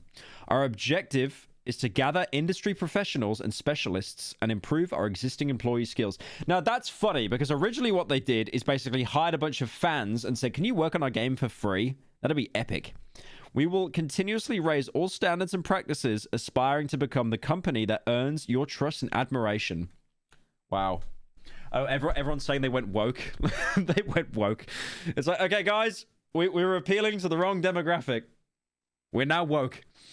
Strengthen community engagement. Active community engagement in the development process will be achieved through regular updates, feedback loops, and community events on Discord and other social media. Transparency will be enhanced through frequent communication and regular development updates, ensuring the community remains informed and engaged. Raise development standards, expand professionalism, enhance brand identity. I mean, yeah, you could release the game and like make sure you've actually secured the trademark. That'd be good, because you didn't do that last time. The rebranding process will be completed to align Fnatic's identity with its new core values of honesty, transparency, and professionalism. Could you imagine the new logo is just like so transparent you can't even see it? Like, guys, we're trying to be more transparent now. We're trying to be more open, and then the logo is just like invisible. Brand rebuilding. Oh, good luck. Oh wow, they actually made a new logo. That looks like a team. That looks like an esports team in Fall Guys. Are you joking? Are you joking? Is that just meant to be Finland? Are you joking? That's terrible. Wow. Hey guys, look at our new brand. Look at our new logo. This is literally the Pepsi logo. This is the Pepsi logo document that I laughed at like a year ago. Oh my god, they're doing the Pepsi bit. The new, okay, if you guys don't know, Pepsi. Hang on. Pepsi did a logo change. They paid someone like an insane amount of money to make the change, and it is actually a meme. It is awful. Look at this. They're doing the exact same thing as the Pepsi logo. Look at this. Breathtaking. Oh my god, they're using the same colors. Oh my god, they stole it from Pepsi. Oh my god, they stole it. Trajectory of innovation. Convention, innovation. Convention, innovation, DNA. It's so hard to like understand what anything is being said here. It is just absolute schizo ramblings. It is just peak schizophrenia. The investment in our DNA leads to breakthrough innovation and allows us to move out of the traditional linear system and into the future. So as you see, the convention becomes the innovation, then the DNA becomes the future. But the future is also interpolated by the convention and the innovation. Continued investment provides us with a clear resource for innovation. Just the mini logo. It's like Outer Wilds, like planets just orbiting each other. I don't get it. I don't know what he was smoking. I don't know what he was smoking, man. This is back in 2008. Whoever did this and submitted this to Pepsi, you guys deserve an award for how well you scammed this company. Because the fact they actually changed their logo because of this is crazy. I mean, I get it. The old logo wasn't that appealing. Like, have you guys seen Apple's old logo? Hang on. Their first logo was actually terrible. Yeah. Like, it's good for the time. But look at this. You see how the first logo, it's like, I don't know, Isaac Newton or something, like, before the apple dropped on his head? But then, like, they did... Wait, they were gay? They did apple... They did gay apple, black apple, silver apple, mercury apple, and then gray apple. Like, nothing changed after 77, by the way. Nothing changed. Nothing. And they tried to, like, revitalize this whole logo. Oh my god, I'm having a stroke. What have you done? You took a scan? You took a scan of the Mona Lisa. The proportions of the human face. What has that got to do with the Pepsi logo? Don't act like you didn't make a similar length document to explain to your accountant why you need to commission fat furry art. Dude, I wish I could get fat art as a business expense. I really wish I could. I tried to get it past my accountant, it just didn't work. Oh, here we go. We got the emotions here. One identity, multiple emotions. So that's like XD. He's on Fent. He wants more Fent. He's about to pass out. He's having a slight stroke. Now he's quirky. I don't know what that is. Now he's smiling again. Now he's doing the Joker. He's doing the Joker. He's got the little knife scars. And now he's tapped out. He's about to yap about something, and that guy's watching Pyro live. So I don't understand. Like they're getting these emotions and stuff, and then they're, oh my god, not the color theory. This just shows that the people at the top of the food chain, the billionaires, are no more smart than like the average poor. Like it genuinely. Anyway, the new Fantastic brand, embodied by its vibrant blue logo and bold geometric design, represents more than just a mere visual update. It signifies the company's renewed commitment to transparency and honesty. The clear, modern aesthetic symbolizes a fresh beginning, highlighting a focus of clear communication and openness with the community. Subtle retro elements in the design honor the classic gaming era. Yeah, remember the day before? That was a classic game from the gaming era. Classic gaming era. Merging nostalgic and forward-looking vision. How does that look nostalgic, bro? It looks like Fall Guys. This new identity stands as a strong declaration of Fantastic's dedication to building trust and aligning its actions with the principles of transparency, honesty, and professionalism as it progresses into the future. Our mission is to create games that will be loved for decades. I mean, mate, to be fair, your mission should be to make games that last more than 2 days on the Steam store, but that's just me. Our vision is to become one of the most loved game companies by creating fantastic, innovative, and emotionally engaging experiences. Again, shooting a bit far, mate. Just have something that lasts more than 2 days on the Steam store. The plan for recovery. Wow, that was amazing. God, that was amazing.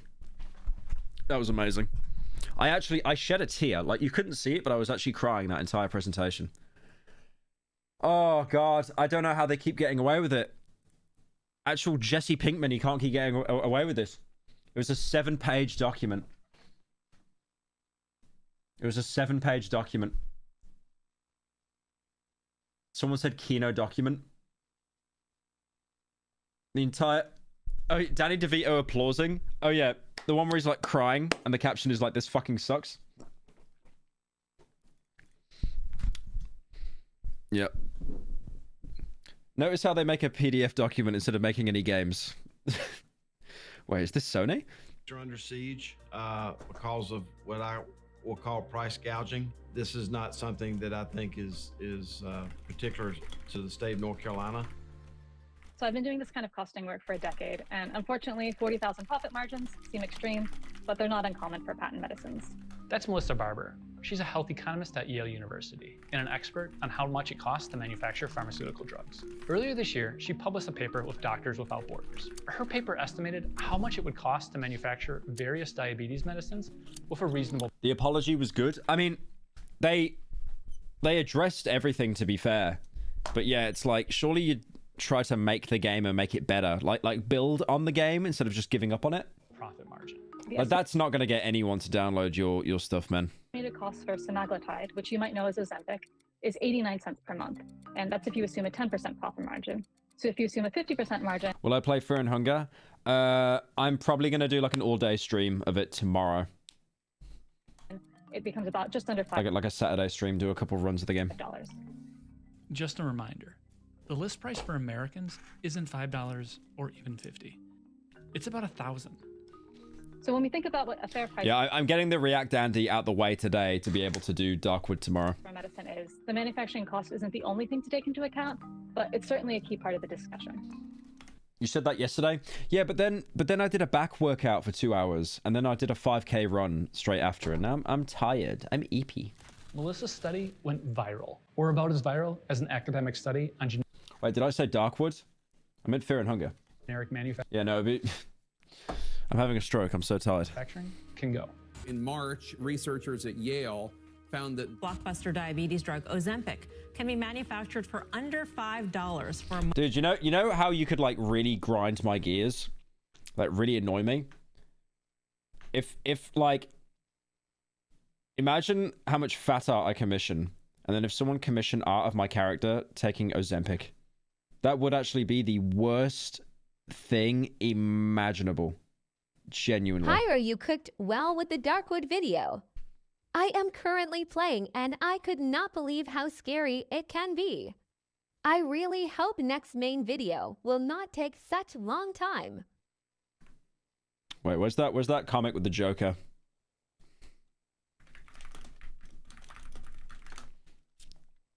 This is such a good animation. I love this animation.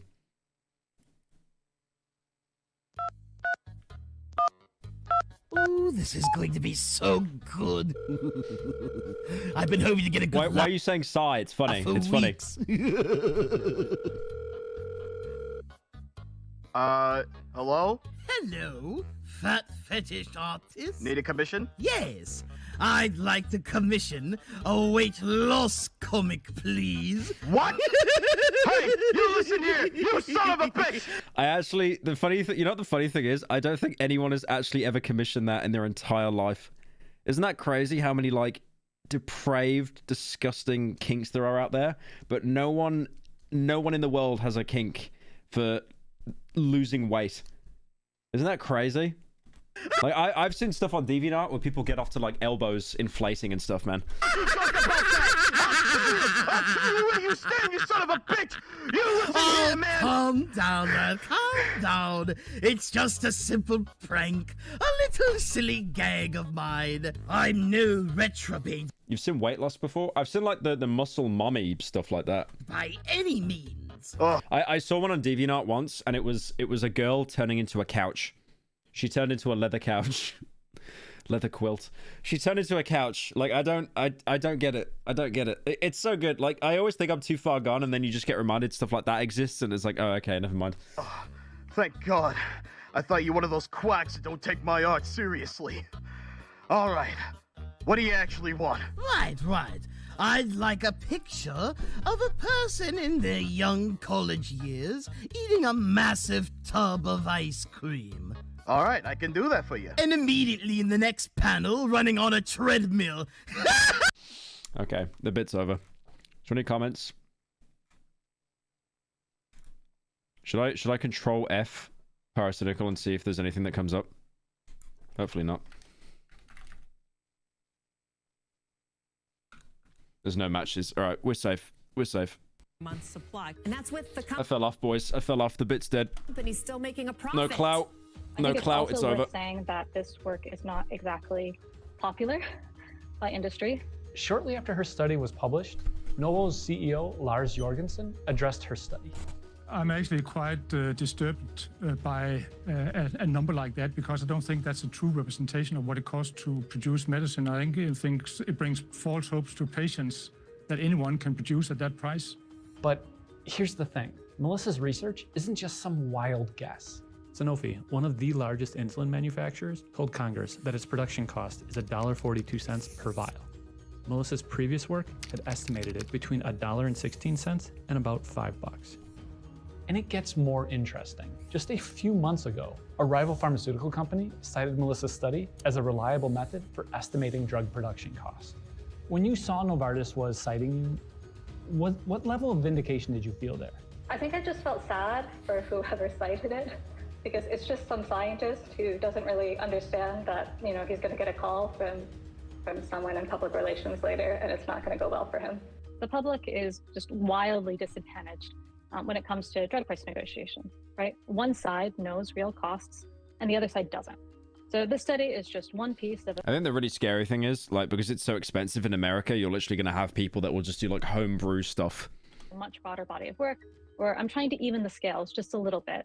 It's not enough just to point out something's wrong. Eventually, somebody has to fix it. In July, and that's gonna be me. Why does he look like the old Superman guy in SpongeBob? Paul wrote Is it Barnacle Boy or something? letter to the U.S. Department of Health and Human Services. He asked the federal government. Metformin is a similar weight loss drug to Ozempic, but costs drastically less. Why does it cost less?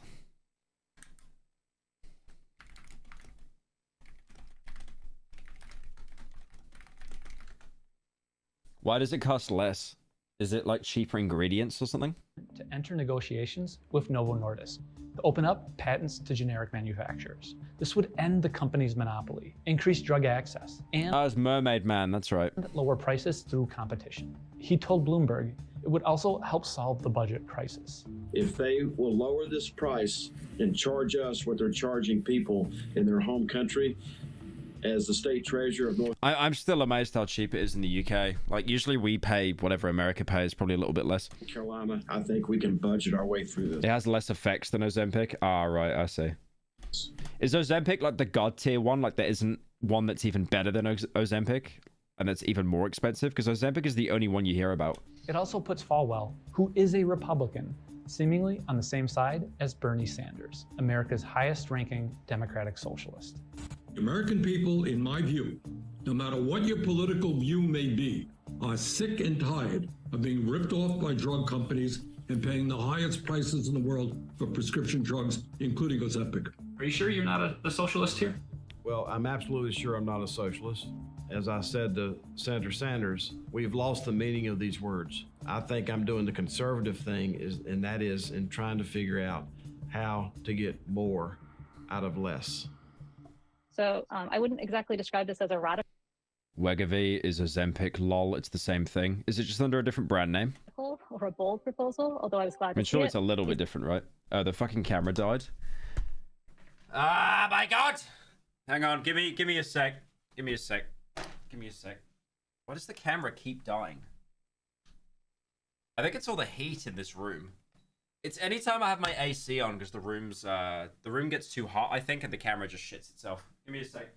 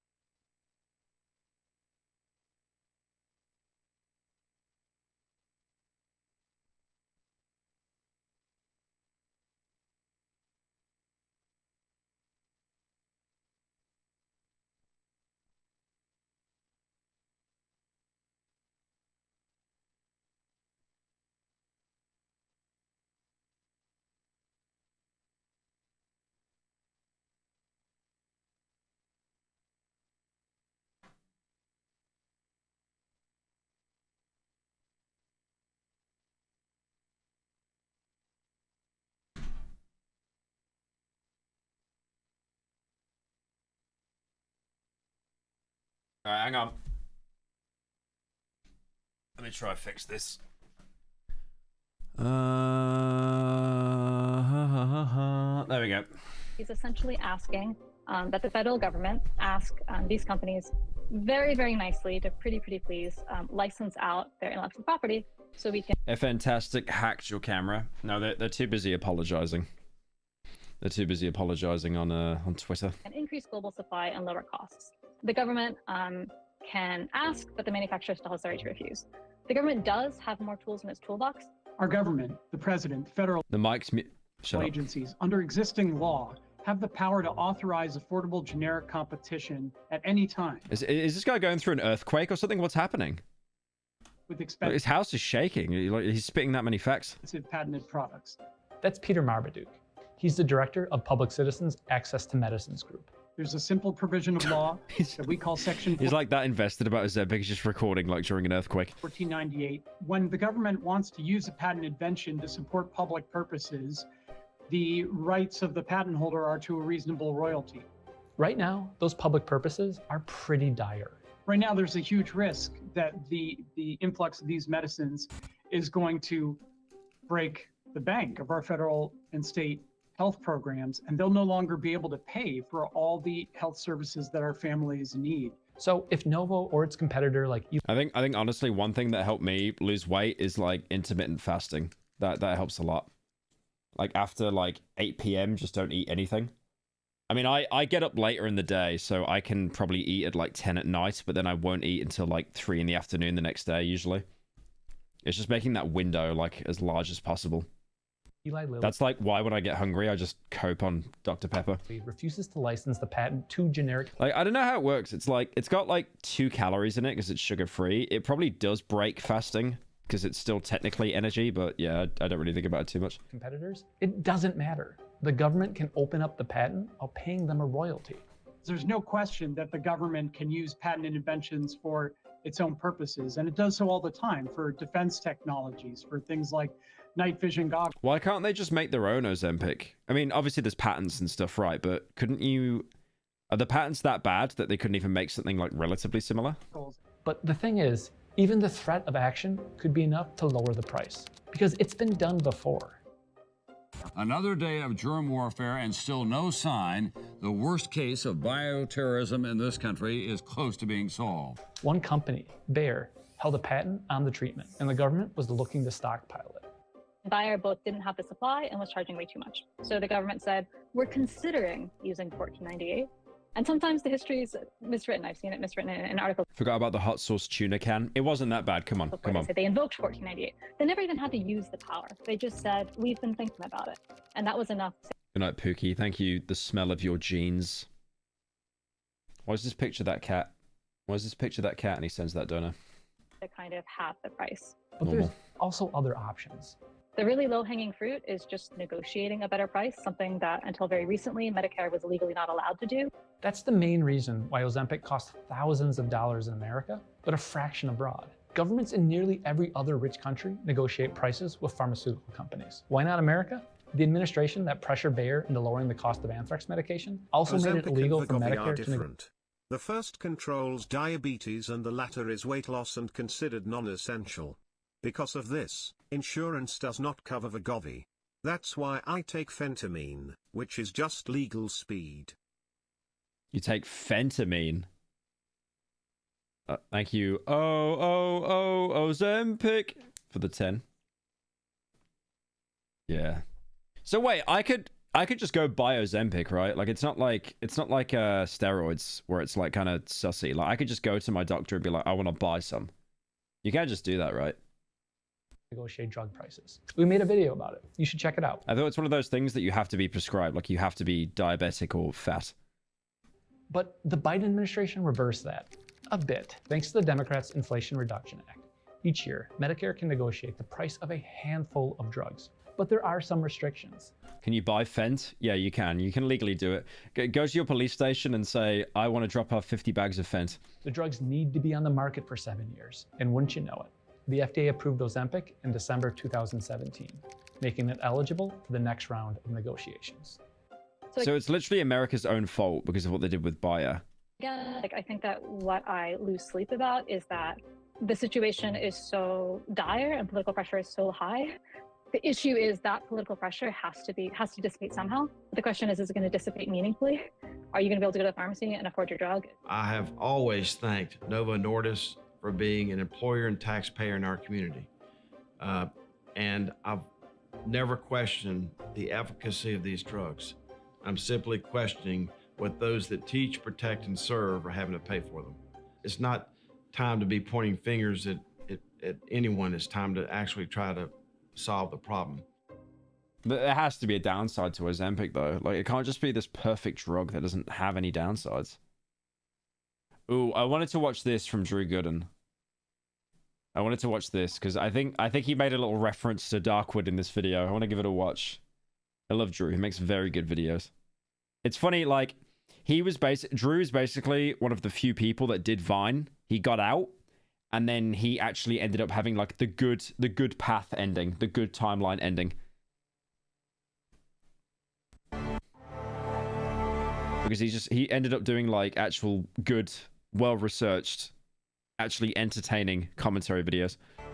I couldn't And women love him as well, so you know he's a wholesome guy. believe what I was seeing. I walked into the room and I said, this cannot be happening right now. This is not the kind of thing that normally happens in this town.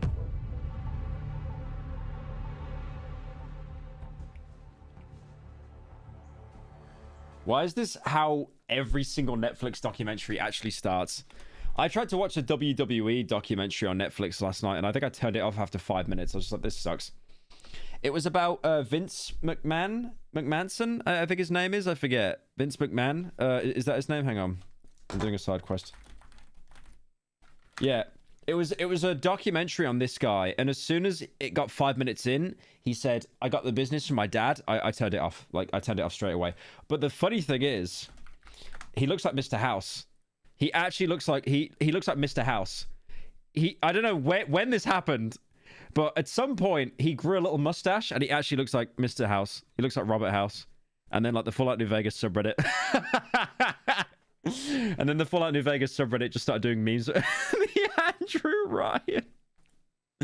I mean, that's what he normally looks like though. Like he's clean shaven. I don't know why he made that choice to have a little mustache. Is it this camera? I look at this one? Okay. Why don't they just edit that part out? Can you tell us your name? My name is John, and what is your connection to crazy? I think the reason why they did that when looking at the camera and stuff as well is to kind of make it more grounded. But yeah, it is actually just such a time waste. Who? The serial killer? I don't know who that is. You don't? No. Is this for TV? Sort of. Sorry, we must have got the wrong guy. Yeah, I think you did. I work at Hobby Lobby. Whoops. Well, could you tell us about that? Oh, sure. So Hobby Lobby is sort of a knick-knack store. So they're just gonna... If I see anyone saying this is what Pyro does in his slot videos, explaining the most basic concepts, interview him anyway? It's a good place to work because we have Sundays off, and I'm not like religious or anything, but I just don't like working on Sundays. No, it didn't hurt necessarily. I just wanted to go to a dermatologist to make sure it wasn't anything serious.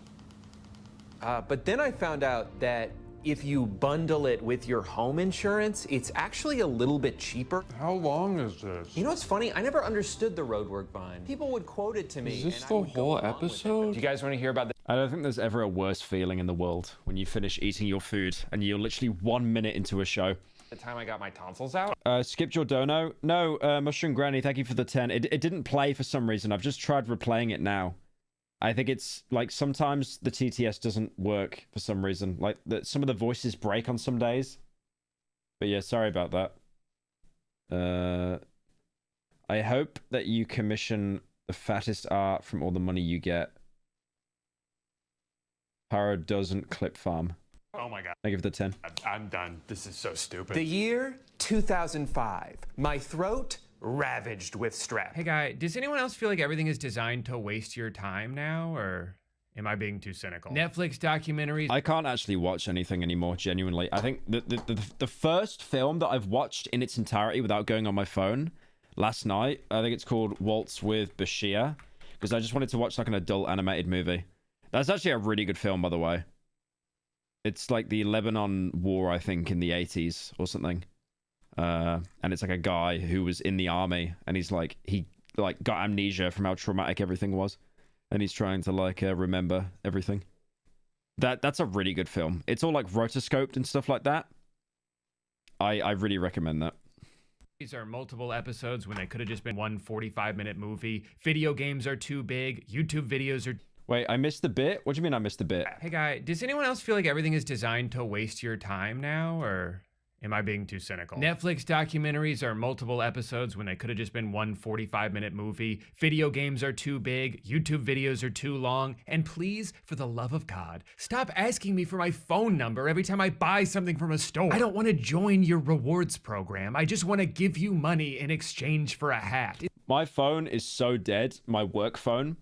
The only messages I get on there is from Uber Eats reminding me that I haven't ordered anything in 8 months.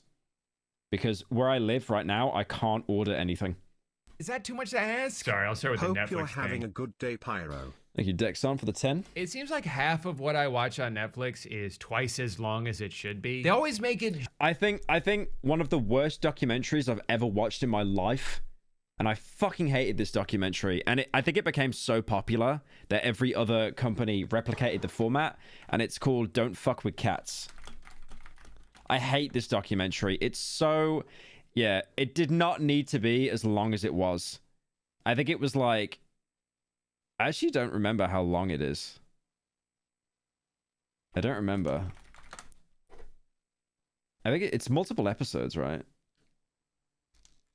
It's 3 episodes. But, like, it was way too long, and it was so drawn out. It was so boring. It was such a poorly edited, poorly paced documentary. But because it did so well, everyone was talking about it. Every other documentary just, like... Just interesting enough to hold your attention, but it's... Shorter than Darkwood? Yeah. I mean, it was shorter than Darkwood.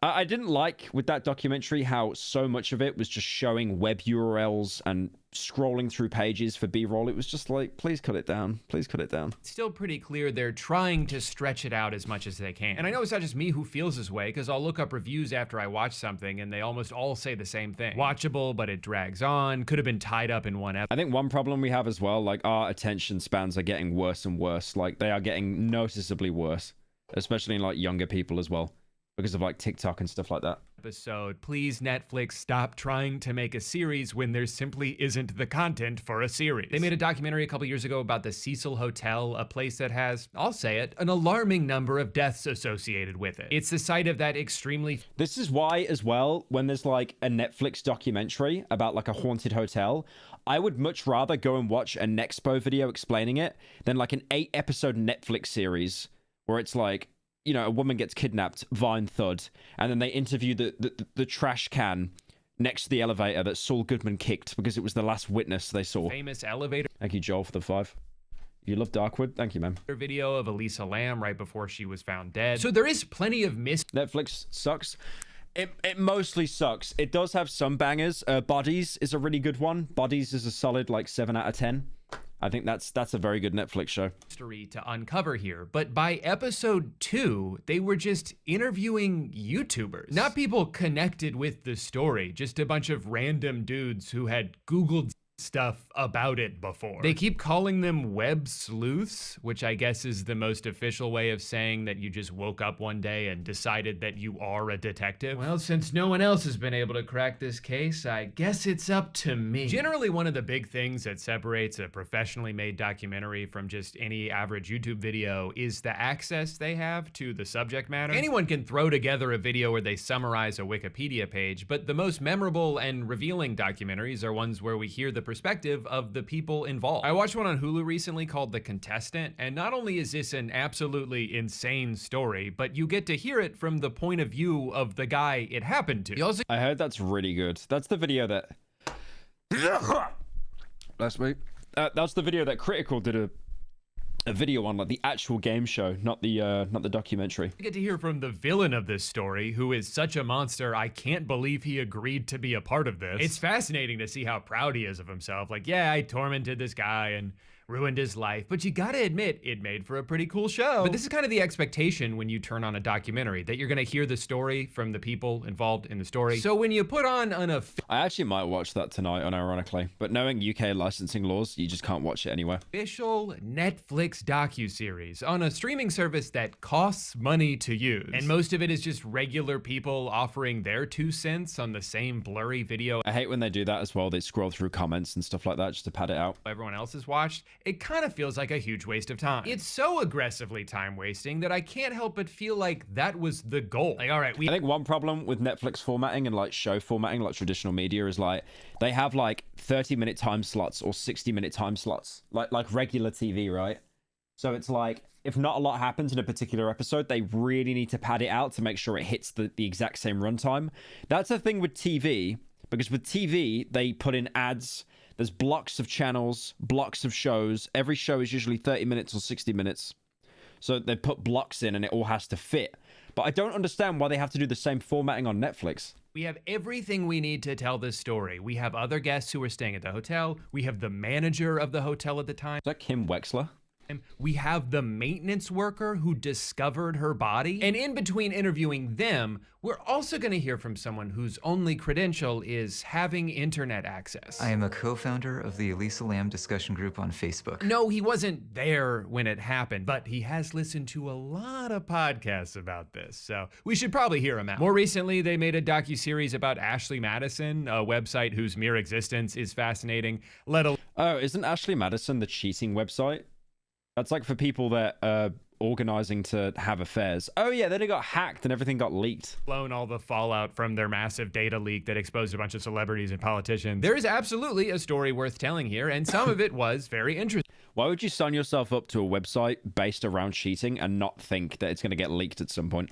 But again, pointless interviews, backstory that's unnecessarily detailed. There's such a clear amount of filler put into these documentaries. It felt like half the runtime of the last 2 episodes was just trying to make us feel bad for this YouTube vlogging couple, which Dude, that looks like a sci-fi show. That sucks. Sorry, was never going to happen. In fact, I would say the best thing to come out of this was that it forced them to take a short break from exploiting their children's medical issues for AdSense revenue because they were too busy making 17 videos about how they were going to be on Netflix. Now, I would... Oh my God, I remember... AdSense. Oh, weren't these the guys that, like... They had like a child that was stillborn, but then people thought that the child didn't even exist? Because they were too busy... I do remember this family. Making 17 videos about how they were going to be on Netflix. Now, I would guess, like with a lot of their scripted content, the shadowy Netflix overlords are more responsible for a lot of these decisions than the talented people who work on these. I don't think almost every single documentary is 3 60-minute episodes because that's always how much story there is to tell. I think that's the mandated runtime that their bosses give to them. So even when they end up with footage that doesn't add anything to the show, they kind of just have to leave it in anyway to pad the length. There's a series they did a couple years ago with Kristen Bell called The Woman in the House Across the Street from the Girl in the Window. That's not real. That's not real. I don't believe that. That's not real. The Woman in the House. That's not real. Are you actually taking the piss right now? Like, that's a real... The words. Like, why would you, like, they literally called it The Twitlonger. As you could probably... The Twitlonger. Guess from the title, this was a parody of, like, Lifetime murder mysteries. And it was a pretty funny show. I enjoyed it. But the whole time I was... Oh, it's a parody. Okay. Okay, no, that's actually kind of genius, actually. That is kind of genius. I like that. I was watching this. I just you kept got thinking... the same hair as the guy in the video, but woman. Thank you, Adam, for the 10. This should have been a movie. Why is this 8 episodes? I genuinely... That's the worst thing. I thought that was a real show and not a parody. Because of, like, just how brain-rotted I am from all these documentaries. Because they knew it would take me 4 days to finish instead of getting through it all in one night, therefore extending my subscription just long enough for them to make a little bit more money for me. You know, now that I hear... Yeah, I'll be honest, when I see a new series come out and I see that it's 8 episodes, it is like... Let's sigh. I'll be honest, like, there has been no TV show I've enjoyed recently. Like, they all suck. The only good thing I've watched is The Penguin. The first episode of The Penguin is actually kind of cinema. Hear that out loud. I'm pretty sure it's... Like, there is actually one show. There's one show. PS5 has one game, Astrobot. TV has one show, The Penguin. At this point, I just assume most of Netflix's decisions are made by an algorithm that prioritizes... Watch anime? No, I'm good. My girlfriend tried showing me One Piece, and it is literally just like, nothing happens to the show. I remember skipping 20 episodes and they were still talking to the same bad guy. Keeping people subscribed as long as possible. And it's... I really wish I could enjoy anime, but I just can't. I can't get into it. I'm sorry. I really wish I could enjoy it. Figured out the best way to mathematically do that, even if it lessens the overall user experience. Literally the shittest anime in existence. Mate, you're going to be dead by the end of tonight. Someone's already put a hit out on your comment. I think overall Netflix is trying to do too many things at once. They want to make good shows, but they also want to make a lot of shows, and they want the shows to be longer. Watch Peak like Monster. I did have a guy shill Monster to me. I did actually watch a little bit of Monster. I might rewatch that. I think it's still on Netflix. Monster was actually alright when I watched it, but then it did end up becoming that nothing happens to the show kind of thing. Because isn't Monster like 60 episodes or something? It's crazy. Bigger than they need to be, but not in a way that would cost more money. And they need to move the plot along so no one gets bored, but not too quickly. Otherwise, the people who are looking down at their phones the entire time might get confused. She'd heard from so many showrunners who were given notes by the streaming channels that they say, this isn't second screen enough. The viewer is expected to be on their phone, kind of half doing something else while your crime drama or whatever is playing. And you just can't make it as complicated as you have because they're not going to understand it because they're only going to be half concentrating on your show. You know, when you hear... That is the most dystopian thing I've heard in my life.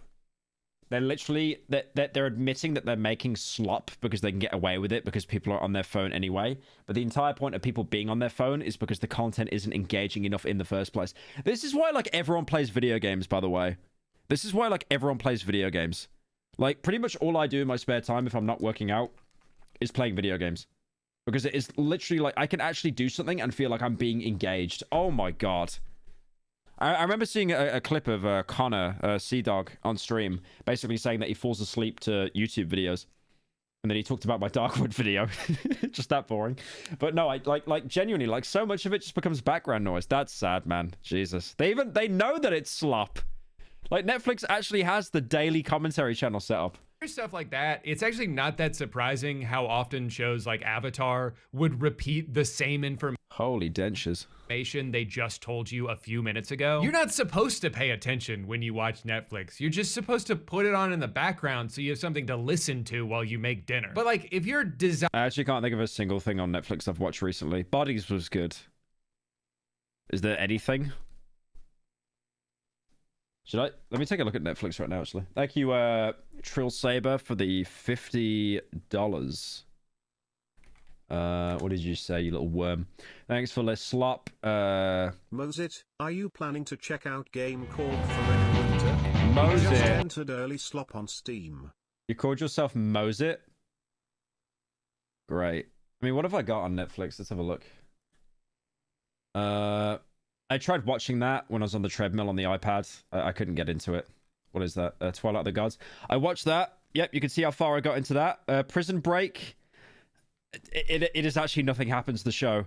The Day After Tomorrow, I saw Jake Gyllenhaal. Louder Milk. That's actually kind of funny. I do like that. What else have I been watching? Is there anything? Where's your list of, like, my list? El Camino. End of the World. Oh, that was so disappointing. That was going to be absolute cinema. Like, I was so looking forward to that. Have you watched BoJack Horseman? It's a good show. Also, my rock carving is coming along well. I've watched it. It's okay. I haven't watched all of it, though. Oh, that was good, actually. Eric. Oh, yeah, Dirk Gently is actually really, really good. Like, that's kind of like Baby's first Utopia. It's got the guy that made the soundtrack for Utopia, Cristobal, did that. If you watch that, watch season 1, don't watch season 2. Waste of fucking time. Like, not even Cristobal did the returning soundtrack. Better Call Saul. Mindhunter's really good, but everyone will say that. Baby Reindeer obviously was good. Dexter is okay. I hate to truth pill you guys. That is the definition of Nothing Happens the show. Watch season 3 because it is absolute cinema, and then watch nothing else. The stuff with John Lithgow is peak. Breaking Bad, that's kind of bad, honestly. I don't really like that very much. They're just not even loading the images now. They just don't care. Like, they've got no server space. Yeah, there's actually no shows. Look at, like, they're not even loading anything now. What happens if you type in Paracynical?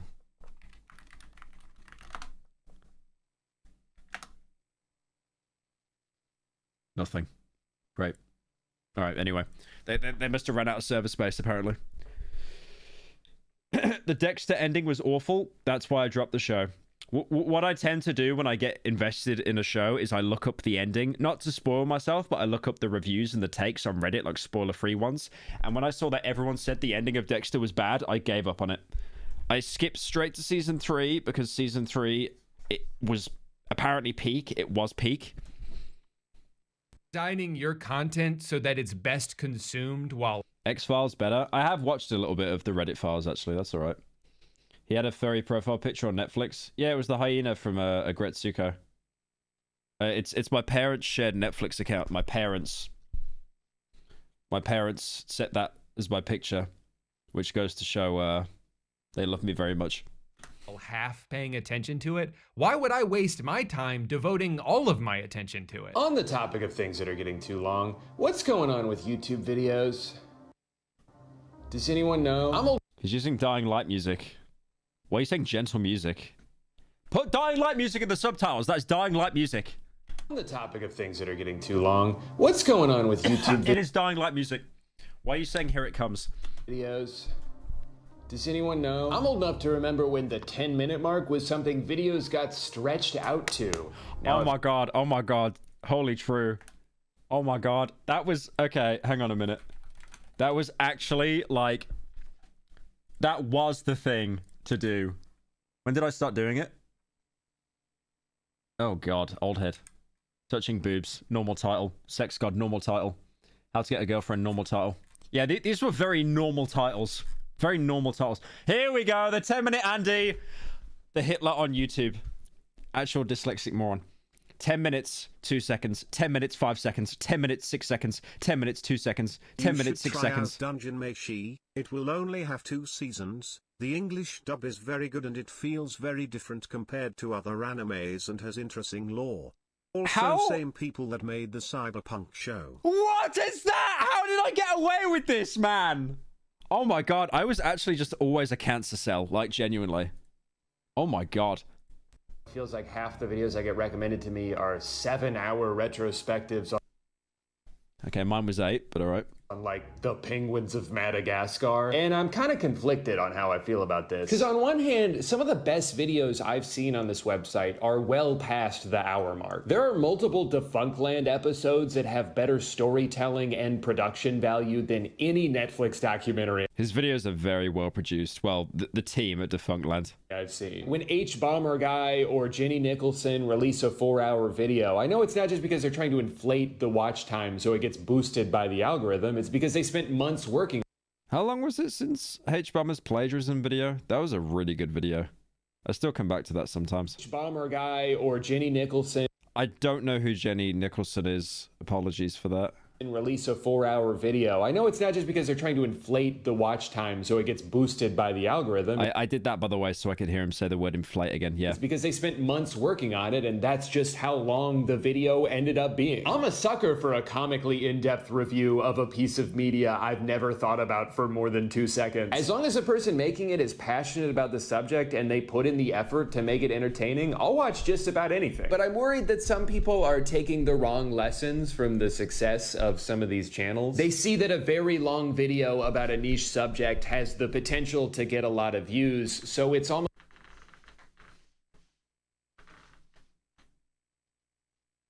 If I speak,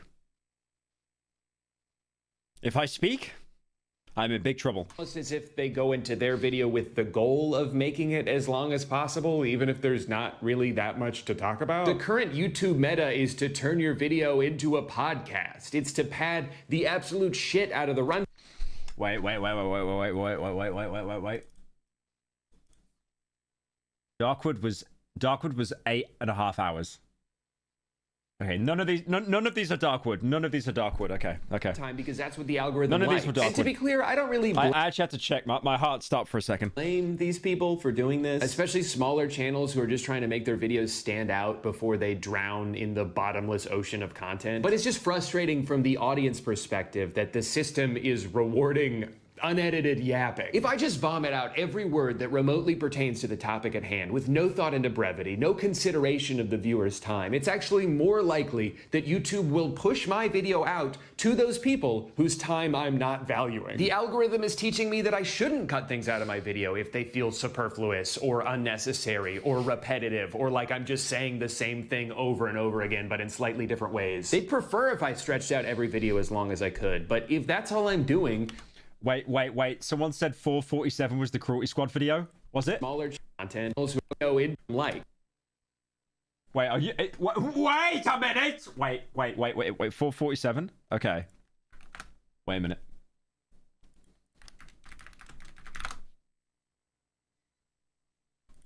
No, it wasn't. Nice try. Different background as well. Nice try. 4 hours 36. That's way too long. 4 hours 47? I'd never make the video that long, you moron. likes. And to be clear, I don't really, but if that's all I'm doing, what message am I sending to the audience I'm trying to cultivate? That their time is just something for me to leverage so I can get more views? That's a little shitty. But the worst thing is when they start doing an ad read at the beginning of a video that, quite frankly, I'm not even sure. Don't do it. Don't do it. I'm sorry, Drew. I love this video, but I will never watch an ad read.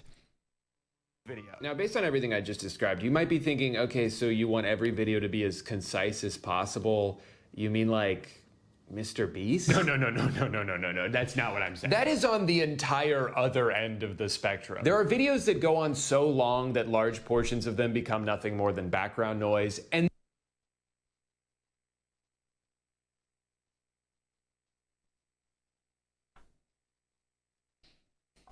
then there's the most hyperactive, fever dream editing, nonstop. That's crazy how everyone's saying Darkwood right now. That's crazy. Cacophony of colors and sounds meant to overstimulate the 8-year-old boys watching on their iPad. And then there's a lot of space in between. But I guess because of all that space, it's weird to me how many videos end up on either extreme.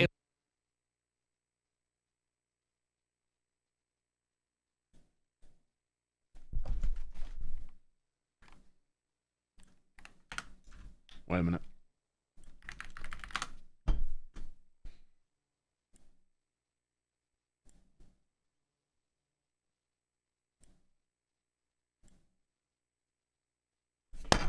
It's the same video. It's the same video. Come on, man! You voice acted in the video. You voice acted in the video. Don't do me like that, man! Come on! Come on! You literally, I reached out to him and I gave him a role in the video. Come on. It actually is. You could see the shirt where the shirt got cut off as well. Oh my God, it's over. It's over. What was that? The preview for the video? Oh my God, I'm gonna have a breakdown. Okay, wait, what was that preview? Why is that the preview to the video? Why is that the preview? How did I get ads?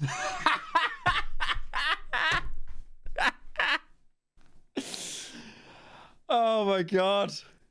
Oh my God.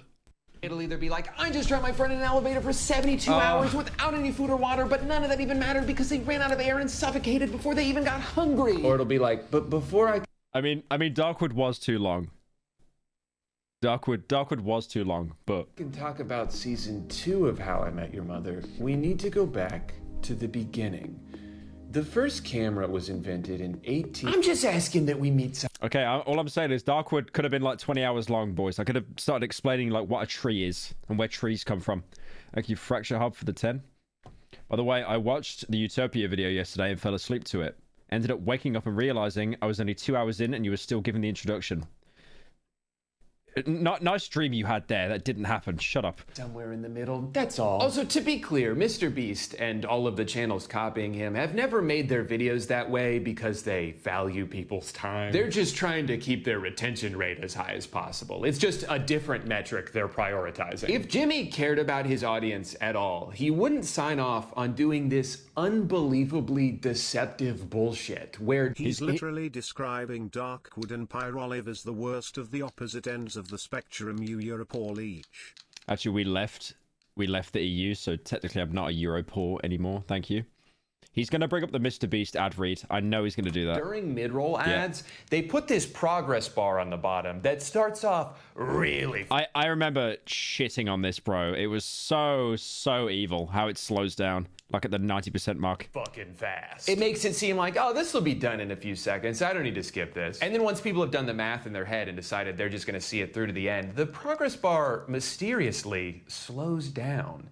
Like, a lot. And suddenly that last 20% is starting to feel like an eternity. I thought we were almost done, and now I'm not even sure we're halfway through. This shit really pisses me off, because this is a very deliberate choice. This is not an accident. You have to go out of your way to keyframe it like this with the intention of deceiving your viewers. It's such an openly manipulative thing to do to your audience, and is very telling of the way you view them. That you're willing to... It's like that video we watched earlier of the woman doing talkie with the cup of tea, Lamau. Like, it's just too much content, brain. To lie to their face if it means a number on an analytics screen might get a little bit bigger. To you, they're not real people, they're just data points that can be orchestrated in whatever direction you want them to. And that sucks.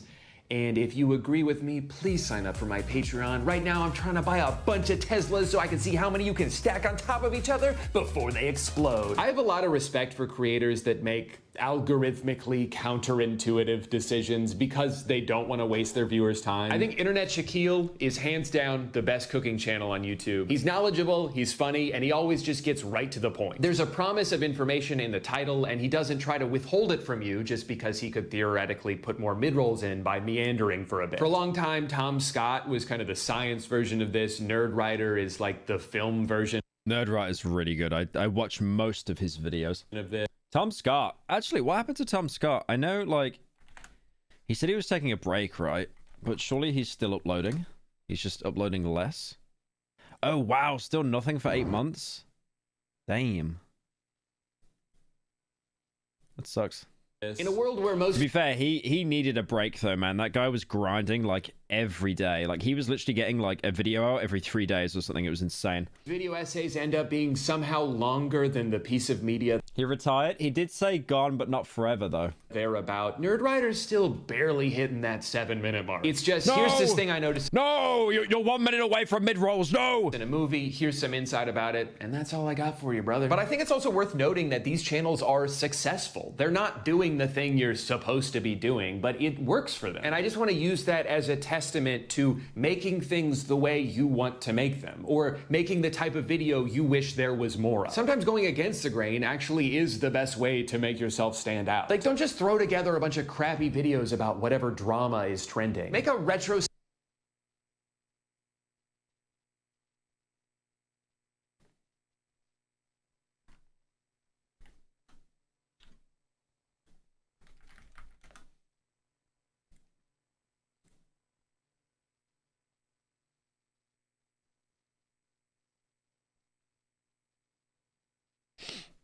Anyways. Perspective about some niche hobby you had as a kid. This shit is way more interesting. Remember, this website is called YouTube. He not only called out Darkwood, he called out Pyro Life. Boys, it's over.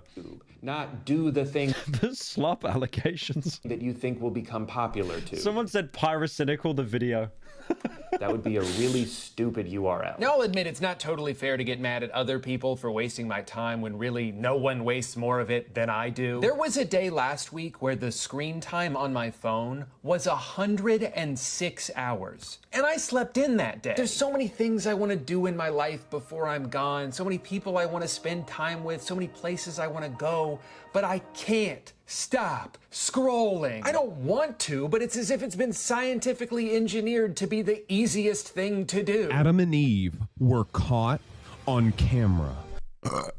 Can you guess who's holding the camera? Keep scrolling if you choose the devil.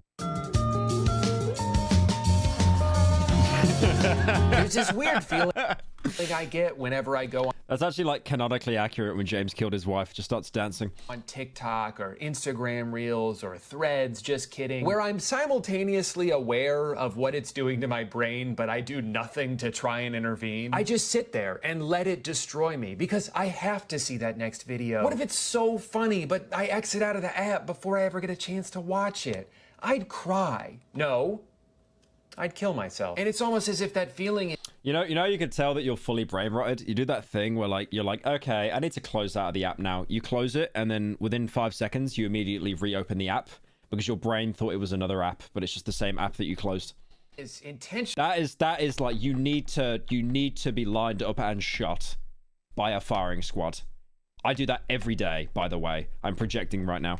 They've made it so the distance between you and a chance at dopamine is just one small swipe away. I'd almost say it's malicious, but I know that's not true because a billion-dollar company would never do that. Billionaires care about your well-being. That's how they made so much money in the first place. Twitter, Instagram, Facebook, they would never intentionally show us things to make us upset because studies show that people spend more time on a platform if they're seeing something that makes them angry. That's why I quit Twitter, by the way. That is literally why I quit Twitter, because it is just like, it's just rage baiting. They wouldn't do that. I think the funny thing is that made me turn off Twitter entirely is like when I saw stuff I didn't like, it's like, wait, you're being paid to post that? Wait, so that means I'm making you money. Okay, I'm not doing that anymore. Thank you, Kojak, for the 26 months. Because that's not nice. This is Much love from this couch couple. Thank you, man. Kojak LeQuack. Thank you for the 26 months, brother. what most of my timeline is whenever I scroll through Twitter. It's the most blatantly obvious most of my Oh my god. timeline. You put the fingers, you put the pen in the holes. It is whenever I scroll through Twitter. It's Lemmy. the most blatant. This is Frank. He has to wait outside during pizza night. Can't imagine why. Obvious. How did that get 200k likes, man? Like, how many women opened Twitter like while drinking their Starbucks and saw that? Jesus. Engagement. What would you do in this situation? I don't know, kill myself. Bait that has weaseled its way into being priority. Is this normal? What is that? That's Carmela Harris. As humans age, skin tends to lose its elasticity due to the lower collagen and elastin proteins being produced within the body. This is a completely normal process. Generally starts between the ages of 25? 25? No. I'm 27. No. The aging process. I'm young. I'm youthful and young. No. The wall is not coming for me yet. No. There's no way. Prioritized because it's successfully. There's no way aging starts at 25. There's no way. Dude, you should just kill yourself at 25 then. Like, what's the point? It just gets worse.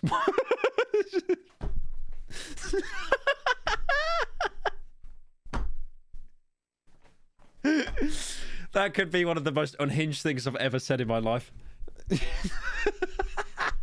Engagement. It's arguments about body counts and whether Nickelodeon successfully baited engagement. It's arguments about body counts and whether Nickelodeon shows were good or not. And it works on me. It has the intended effect when I see. Yeah, my Twitter before I quit, it literally was just, it was actually just all fat art. That's all it was.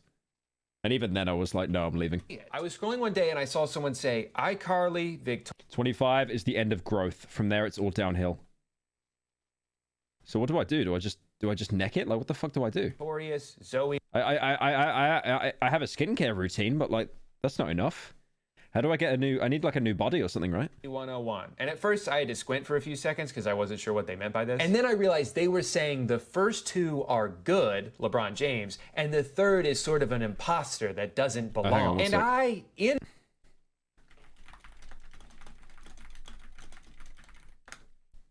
Hang on, give me 5 seconds, boys.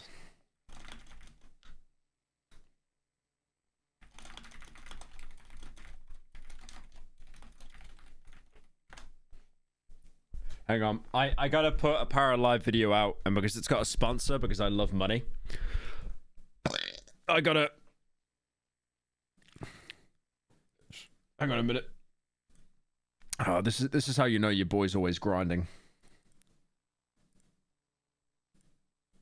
Talk to her. Give me a sec, boys.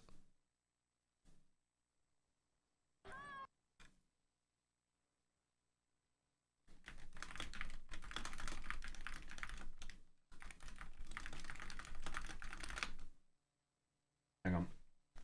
Live shill is incoming. Yeah, we're putting a live video out like right now.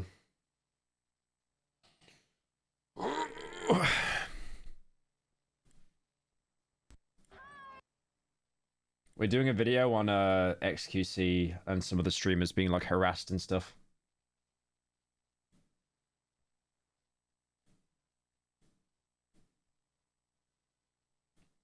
Okay, all right, back to it.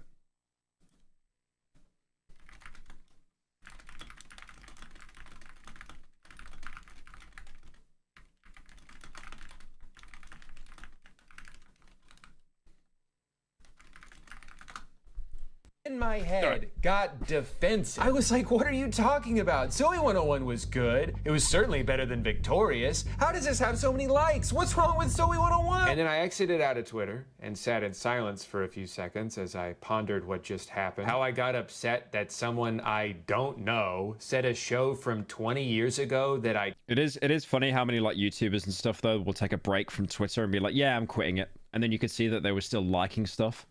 Or just like interacting with tweets. Kind of like... What? Hey, Pyro, people on TV say you're eating their duds. Eat the cats. Eat the cats. I always enjoy my espresso with pussy. Sunk. Thank you, CBX. The 10. Jesus Christ, you were getting your $10 worth there, buddy. That was like 7 different TTSs.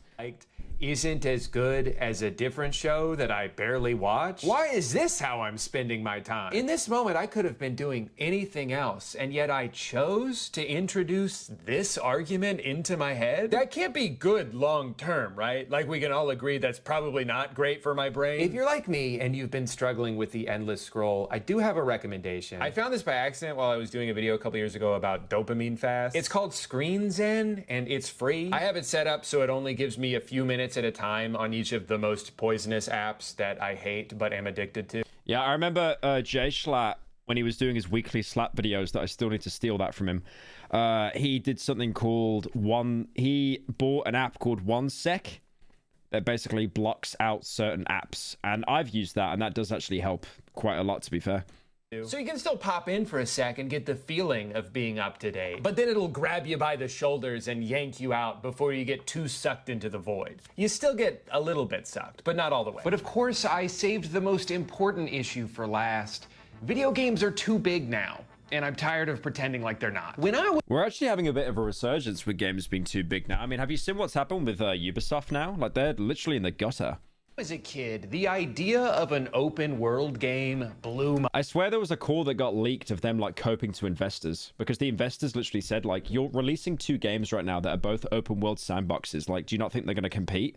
And Ubisoft were like, Handburger? My mind. Up until a certain point, everything was very linear, very insulated. You load into an area, you do what you have to do there, and then you move on to the next place. But this idea that you could go anywhere and... Hey! Don't you be using New Vegas as an example!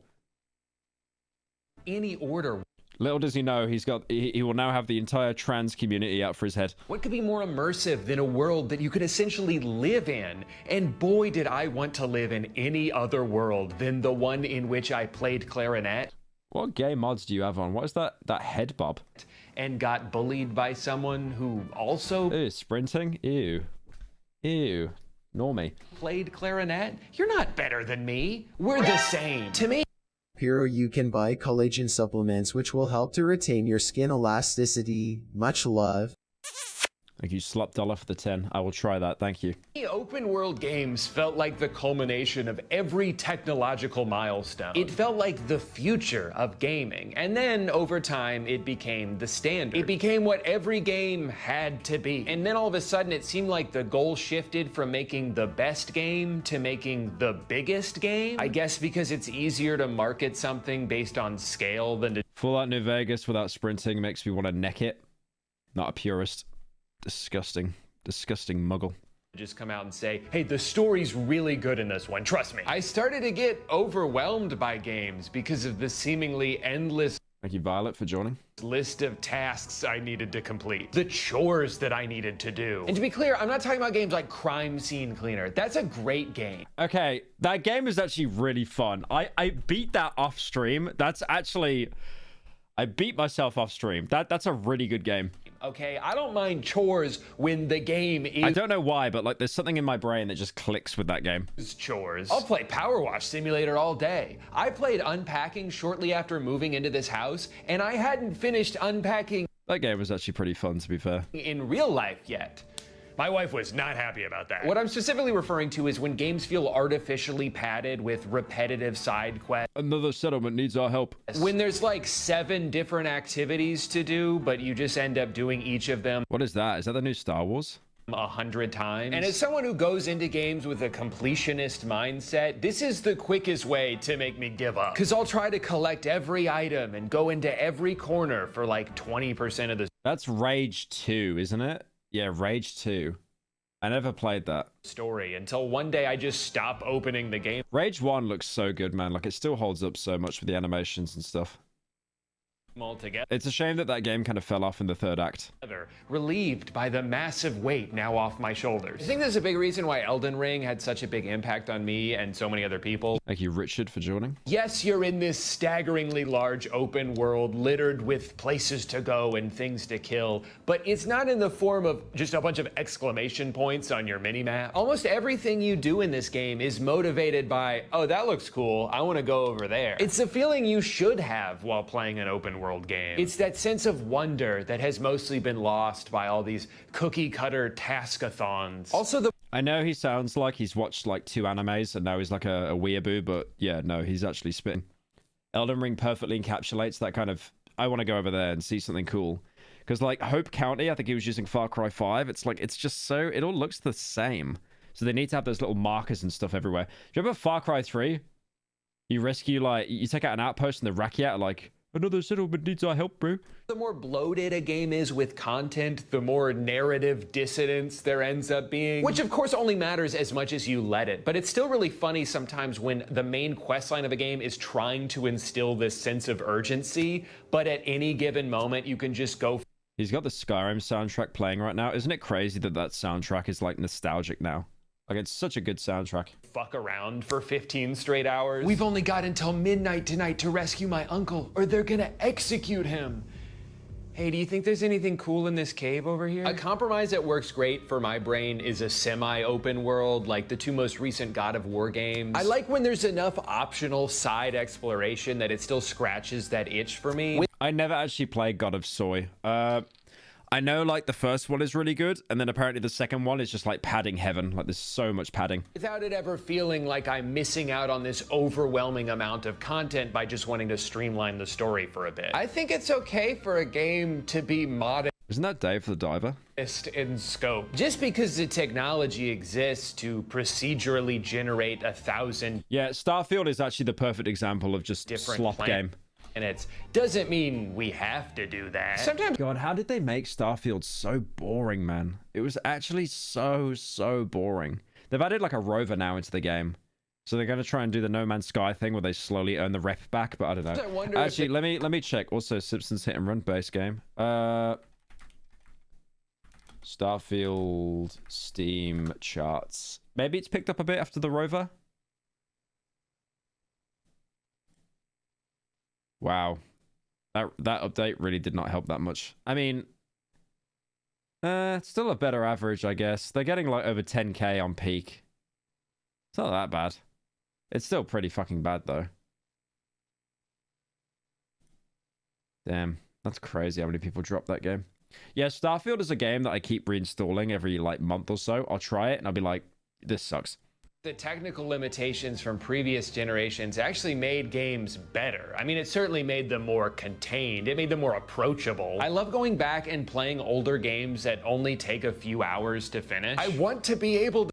I mean, Stanley Parable does not take a few hours to finish if you want 100% that game. The complete things. I want to have a full experience in a reasonable amount of time. I'm tired of not getting any closure from games because they make it so tedious and long-winded to get to that point. And that's assuming the game even works when you first... That's another game I keep installing every month, Cyberpunk. Like, I keep reinstalling it thinking, okay, this will be the one. This will be the time the game actually clicks, and it just never does.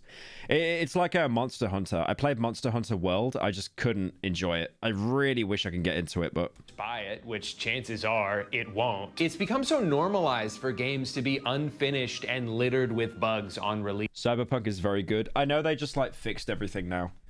They fixed everything, and they got the Reddit points. Let's have a look. What they got? Jesus, that's really healthy numbers. Wow. Wow. God damn, 50k? I get it's the weekend bump, but like, oh my god. Wow. That's really good. Yeah, can't even hate on that. For a single player game as well. Jesus. That it's actually surprising when a game comes out and works the way. Just buy everything Ryuga Gotoku Studio releases Lamau. KSI apologized on his Instagram. Is there a link for that? Has anyone got a link? I don't believe you. It's supposed to. A lot of even really good games aren't worth buying for like 2 full years. Cyberpunk, fantastic game. In 20. Wait, let me check myself. I don't believe this. Hang on. I do follow him.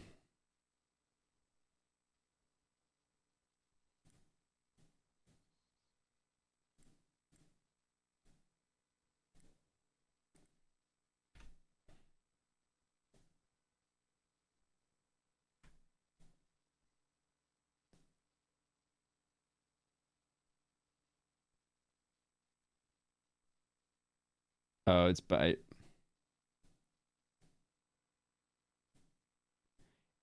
He's got like a link. He's got like a link that takes you somewhere. But I can't even preview what the link is. Yeah, I'm not even clicking on that. It's bait. I'm not even going to bother clicking on that. Yeah, he's got it here. It's like a lot has happened these past few days online, so I'm addressing everything below. Yeah, I'm not checking that out. Can someone click on the link and see where it takes you? I'm not clicking that link. He might have even been hacked or something. But yeah, no, there's no way that he's probably just doing a double down. 2024. But I bought this on release and had to slog through so many bugs, retread so many areas because of crashes, all before encountering an immovable obstacle. I could not progress the story because every time I tried to initiate this cutscene, the other character would not. It's a Lunchley store link. Yeah, probably.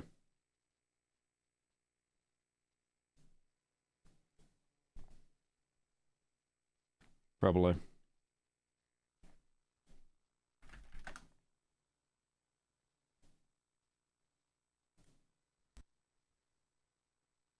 Your account got logged out when you clicked the link. Did it actually? Nah, there's no way he'd do something like that. That would just be like instant cancellation. Yeah, I'm happy I didn't click that link now. Spooky. Yeah, it's probably nothing. It sends you straight to his Spotify. Yeah, I imagined it would, right? Because that's when his thing comes out. October 5th or something. Yeah, he wouldn't link anything malicious. Unless he got hacked, but I don't think he would have got hacked. Not say the next line he was supposed to, so they would both just sit there in silence indefinitely. I couldn't continue the game past this point, and I was like 10 hours into it. I had a similar game break. I wonder how recently he did that, because they've usually fixed everything in Cyberpunk now. Experience with Dying Light 2, Metro Exodus, and I'm not even touching Starfield. Yeah, I had some issues with Metro Exodus. Exodus is a really good game, though. I like that game. I might replay it at some point. Many times. He said on release. Oh, right. Sorry, I wasn't paying attention because the KSI thing. I thought someone in chat got hacked. Pyro, just in case you're afraid of checking a link, use this to see what the page's link. Thank you, Nair, for the 10. Soon. The bigger a game is supposed to be, the more I don't trust it to be a complete experience when it first comes out. It usually takes years to fill out all the missing pieces, so I'm not going to waste my time or money on what I assume will be a significantly worse experience than if I were to just wait until it's on sale in 2027. But in a world of titles forced out prematurely by a deadline that was never realistic, nothing feels quite as egregious as the yearly full-priced sports game. You spend 11 months building up a player or a team or a general manager if you're a weirdo like me. And then as soon as the calendar flips over, you gotta start from scratch. All right, everyone, time for the new game. Yes, it's $100 again, but we've made so many improvements. The number on the box is different. I don't know how anyone can enjoy these sports games, man. I really don't get it. I really don't. It's funny because so many of the biggest streamers in the world, like Neon and Usher Speed and that, like they all came from like NBA and stuff as well. And where's your credit card? NBA 2K has one of the most aggressive microtransaction systems I've ever seen in a video game. But they're not just dedicated to milking every single dollar out of your bank account. They've also made it their personal mission to waste as... Remember KSI's old intro? To get cheap and reliable coins, you sons of bitches! See if I can find that. That was a good bit.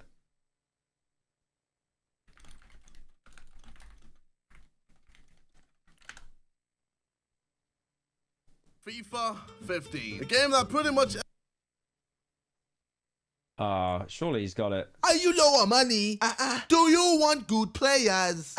Can I have your bank account details? If you answered yes to any of the questions, then I have the answer. I call it the duplication. I think he's edited them out. Yeah, he'd always do like this shill for FIFA coins, like all the time. As much of your time as humanly possible. A few years ago, they added something revolutionary. 12 years? Yeah, no, actual old head.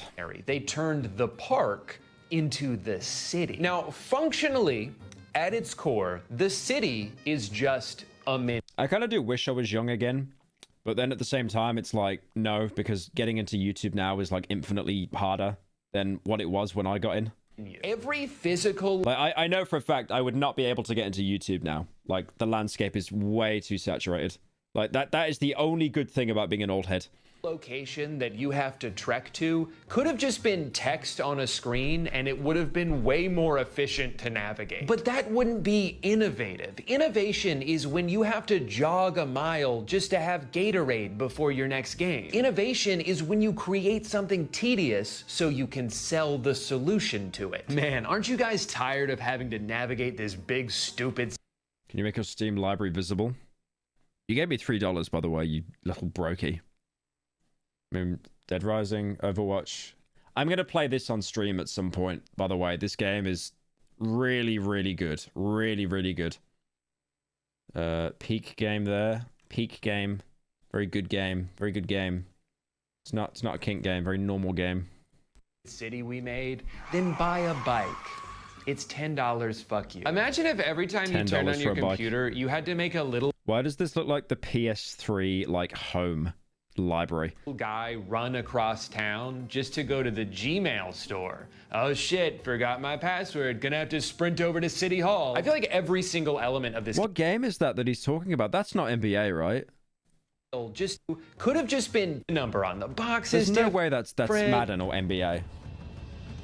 And where's your credit card? NBA 2K has one just dedicated to ordinary. They turned the park into the city. Oh my god, it is. Now, functionally, at its core, the city is just a menu. Every physical location that you have to trek to could have just been text on a screen and it would have been way more efficient. Oh my god, how have I never been taught about this? To navigate. But that wouldn't be innovative. Innovation is when you have to jog a mile just to have Gatorade before your next game. Innovation is when you create something tedious so you can sell the solution to it. Man, aren't you guys tired of having to navigate this big stupid city we made? Then buy a bike. Is that Shadow the Hedgehog? It's $10, fuck you. Imagine if every time you turned on your computer, you had to make a little guy run across town just to go to the Gmail store. Oh shit, forgot my password. Gonna have to sprint over to City Hall. I feel like every single element of this game is designed with the goal of Pyro. wasting your time. I'm enjoying this flavor you have running on the Sunshine Bus, kids. You have watching your stream. I too love getting my Big Mac sauce wiped down from my table by the average Pyro viewer with their vacant stare shouting, "Stand up." Thank you, lol, for the 10. Deranged lunatic. Interrupted in the main menu to show you 2 separate ads or a halftime show you cannot skip. Wait, you're getting ads in a game that's $60? Even if you press X the whole time. Don't get me wrong, this halftime show is great. They've got Ernie, Kenny, Shaq, my 3 favorite guys. They show highlights and relevant stats. They make jokes. You can't skip that? Really? By sports game standards, this halftime show is fantastic. But there are 1 million games in every basketball season, and I don't want to watch. Nah, I'd just eject the disc, bro. That's so bad. 1 million halftime shows. Like, when you're invested in a video game, 40 seconds actually feels like 5 years. That's like when you time someone out in a Discord server for 60 seconds. Like, to them, it feels like 5 years. Just trying to speed run to the playoffs. So that's like the thing in Interstellar when they go on that ocean planet, and time advances like 1 year for every second. So I can take a virtual trophy home to my real life Orlando Magic. Is that too much to ask? 58 seconds, by the way. But whatever, those are just minor inconveniences. They're That's really terrible. egregious wastes of time. Is he smoking? Hello? What's wrong with this guy? Are in the my career mode. Now the thing is, when you start his career, this guy fucking sucks at basketball, which is a problem because that's the thing he's trying to do. He's slow as hell. He can't shoot to save his life. He has one shirt and it's brown. And in order to fix these things, you need to obtain virtual currency. Now, there's two ways you can do this. Option one, grind. Spend dozens of hours playing dozens of games, scraping together pennies so you can get 1% faster, 1% stronger, 1% better at handling ball. But it's never enough. This process is miserable. You're useless out there. You don't belong in the NBA. I like how it's built like a mobile game, but you paid $60 to get it. You would be better off in any other line of work. And this... Who plays this garbage, man? I get that people like sports games and that. Like I never played FIFA or anything as a kid. But like, who plays this garbage? Is exactly Genuinely. by design. This is how the game wants you to feel. They want you to... Nobody. They just release the game every year. No one buys it. But they just keep putting it out anyway. Hate this part. Because they know the more frustrating of an experience you have, the more likely you are to just skip to option 2, spend $40 more. Come on. Flight reacts. I know that he sweats it. Just do it. You don't have time for this. Don't you want to get to the fun part? You'll start doing the math in your head and rationalize. British chavs. Okay, you kind of cook in there, to be fair. I'll be honest, like every British chav in the UK, they got 2 games and nothing else. They got FIFA and they got FIFA and they got Warzone. 2 games. That's it. It is a no-brainer. Yeah, $40 is a lot of money, but it's not nearly as much money as I could earn in the 40 hours it's saving me. You feel like a genius. You feel like you outsmarted the system, and then you realize this is the system. I did the exact thing they wanted me to do. And it wouldn't even be that bad if... Still more than the PS5? No, that's the worst thing. They will have a PS5 as well and nothing else. The game itself didn't already cost $70, but now you're out over $100, maybe $150 if you pre-ordered it. Also, the professional athlete you created doesn't play like he's never touched a basketball in his life before. Thank you, Eddies, for the 7 months. Look at the subreddit, Pyro. Got some lovely stuff for you. Let's have a look. What we got? I'm not looking forward to this.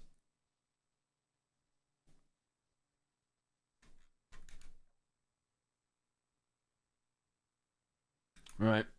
Sorting from newest. Let's have a look. Should I watch Darkwood or play it foot? Alright.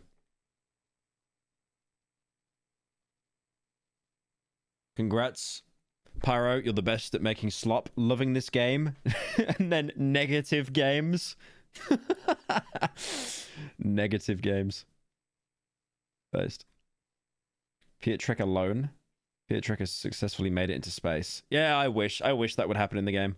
Subway image? What is this subway image? Don't ask that. Found this game for the next video. Mouth washing. Ooh, I was waiting for that game to come out. Ooh. I might play that. Hang on. I'm going to forget after like 2 seconds about that game. I'm going to buy that right now.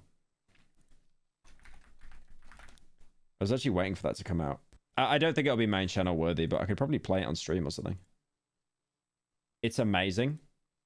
I know it's made by Finnish people. Or is it Swedish? It could be Swedish people, actually.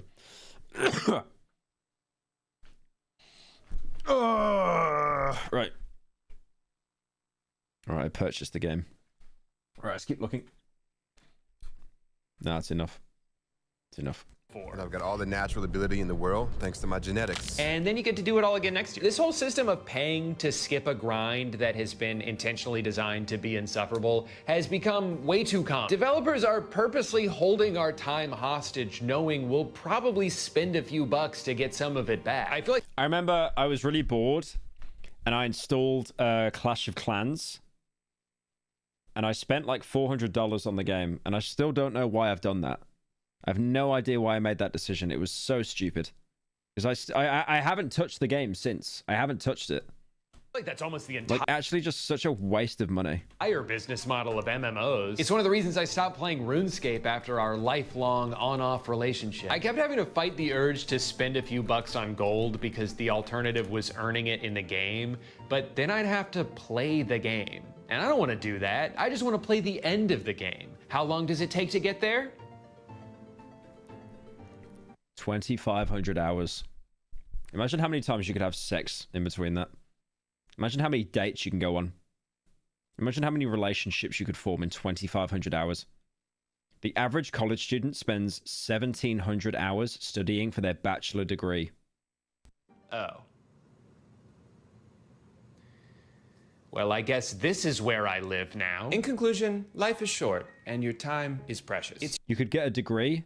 Fuck that, that sucks. It's your most valuable resource. I'm grinding on RuneScape, little bro.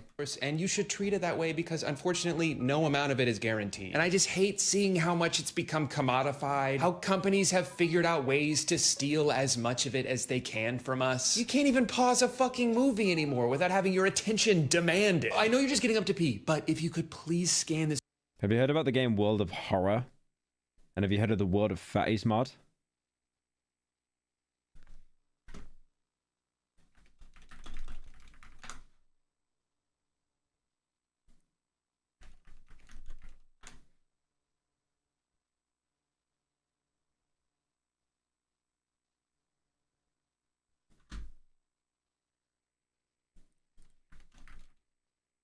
Pyro, the Darkwood video was an experience. Totally worth the wait.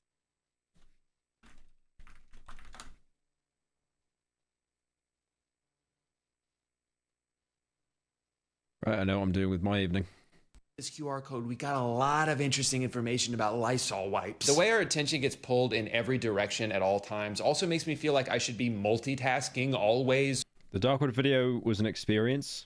Thank you for the 10, Ocean. Appreciate it, man. Or I'll fall behind. I always feel like I'm missing out on something. There's so many movies I want to watch and games I want to play, and there's not enough hours in the day to do it all. So when I do give myself free time, I try to be overly efficient with it. I can't just play a video game. I should be catching up on podcasts. Loading screen, perfect. That gives me exactly 9 seconds to scroll through TikTok. I hate to be bored. I'd hate to have to listen to the thoughts that are already in my brain. I need to be absorbing new information constantly or I'll die. I've been trying more and more lately to not let the feeling that there's something better I could be doing prevent me from enjoying the It's actually scary how true he is about that, though. Like, people that just constantly get new experiences and information so they don't have to be alone with their thoughts. Time that I have. Sometimes it's nice to go for a walk without bringing my AirPods. So you want to get into anime, yeah?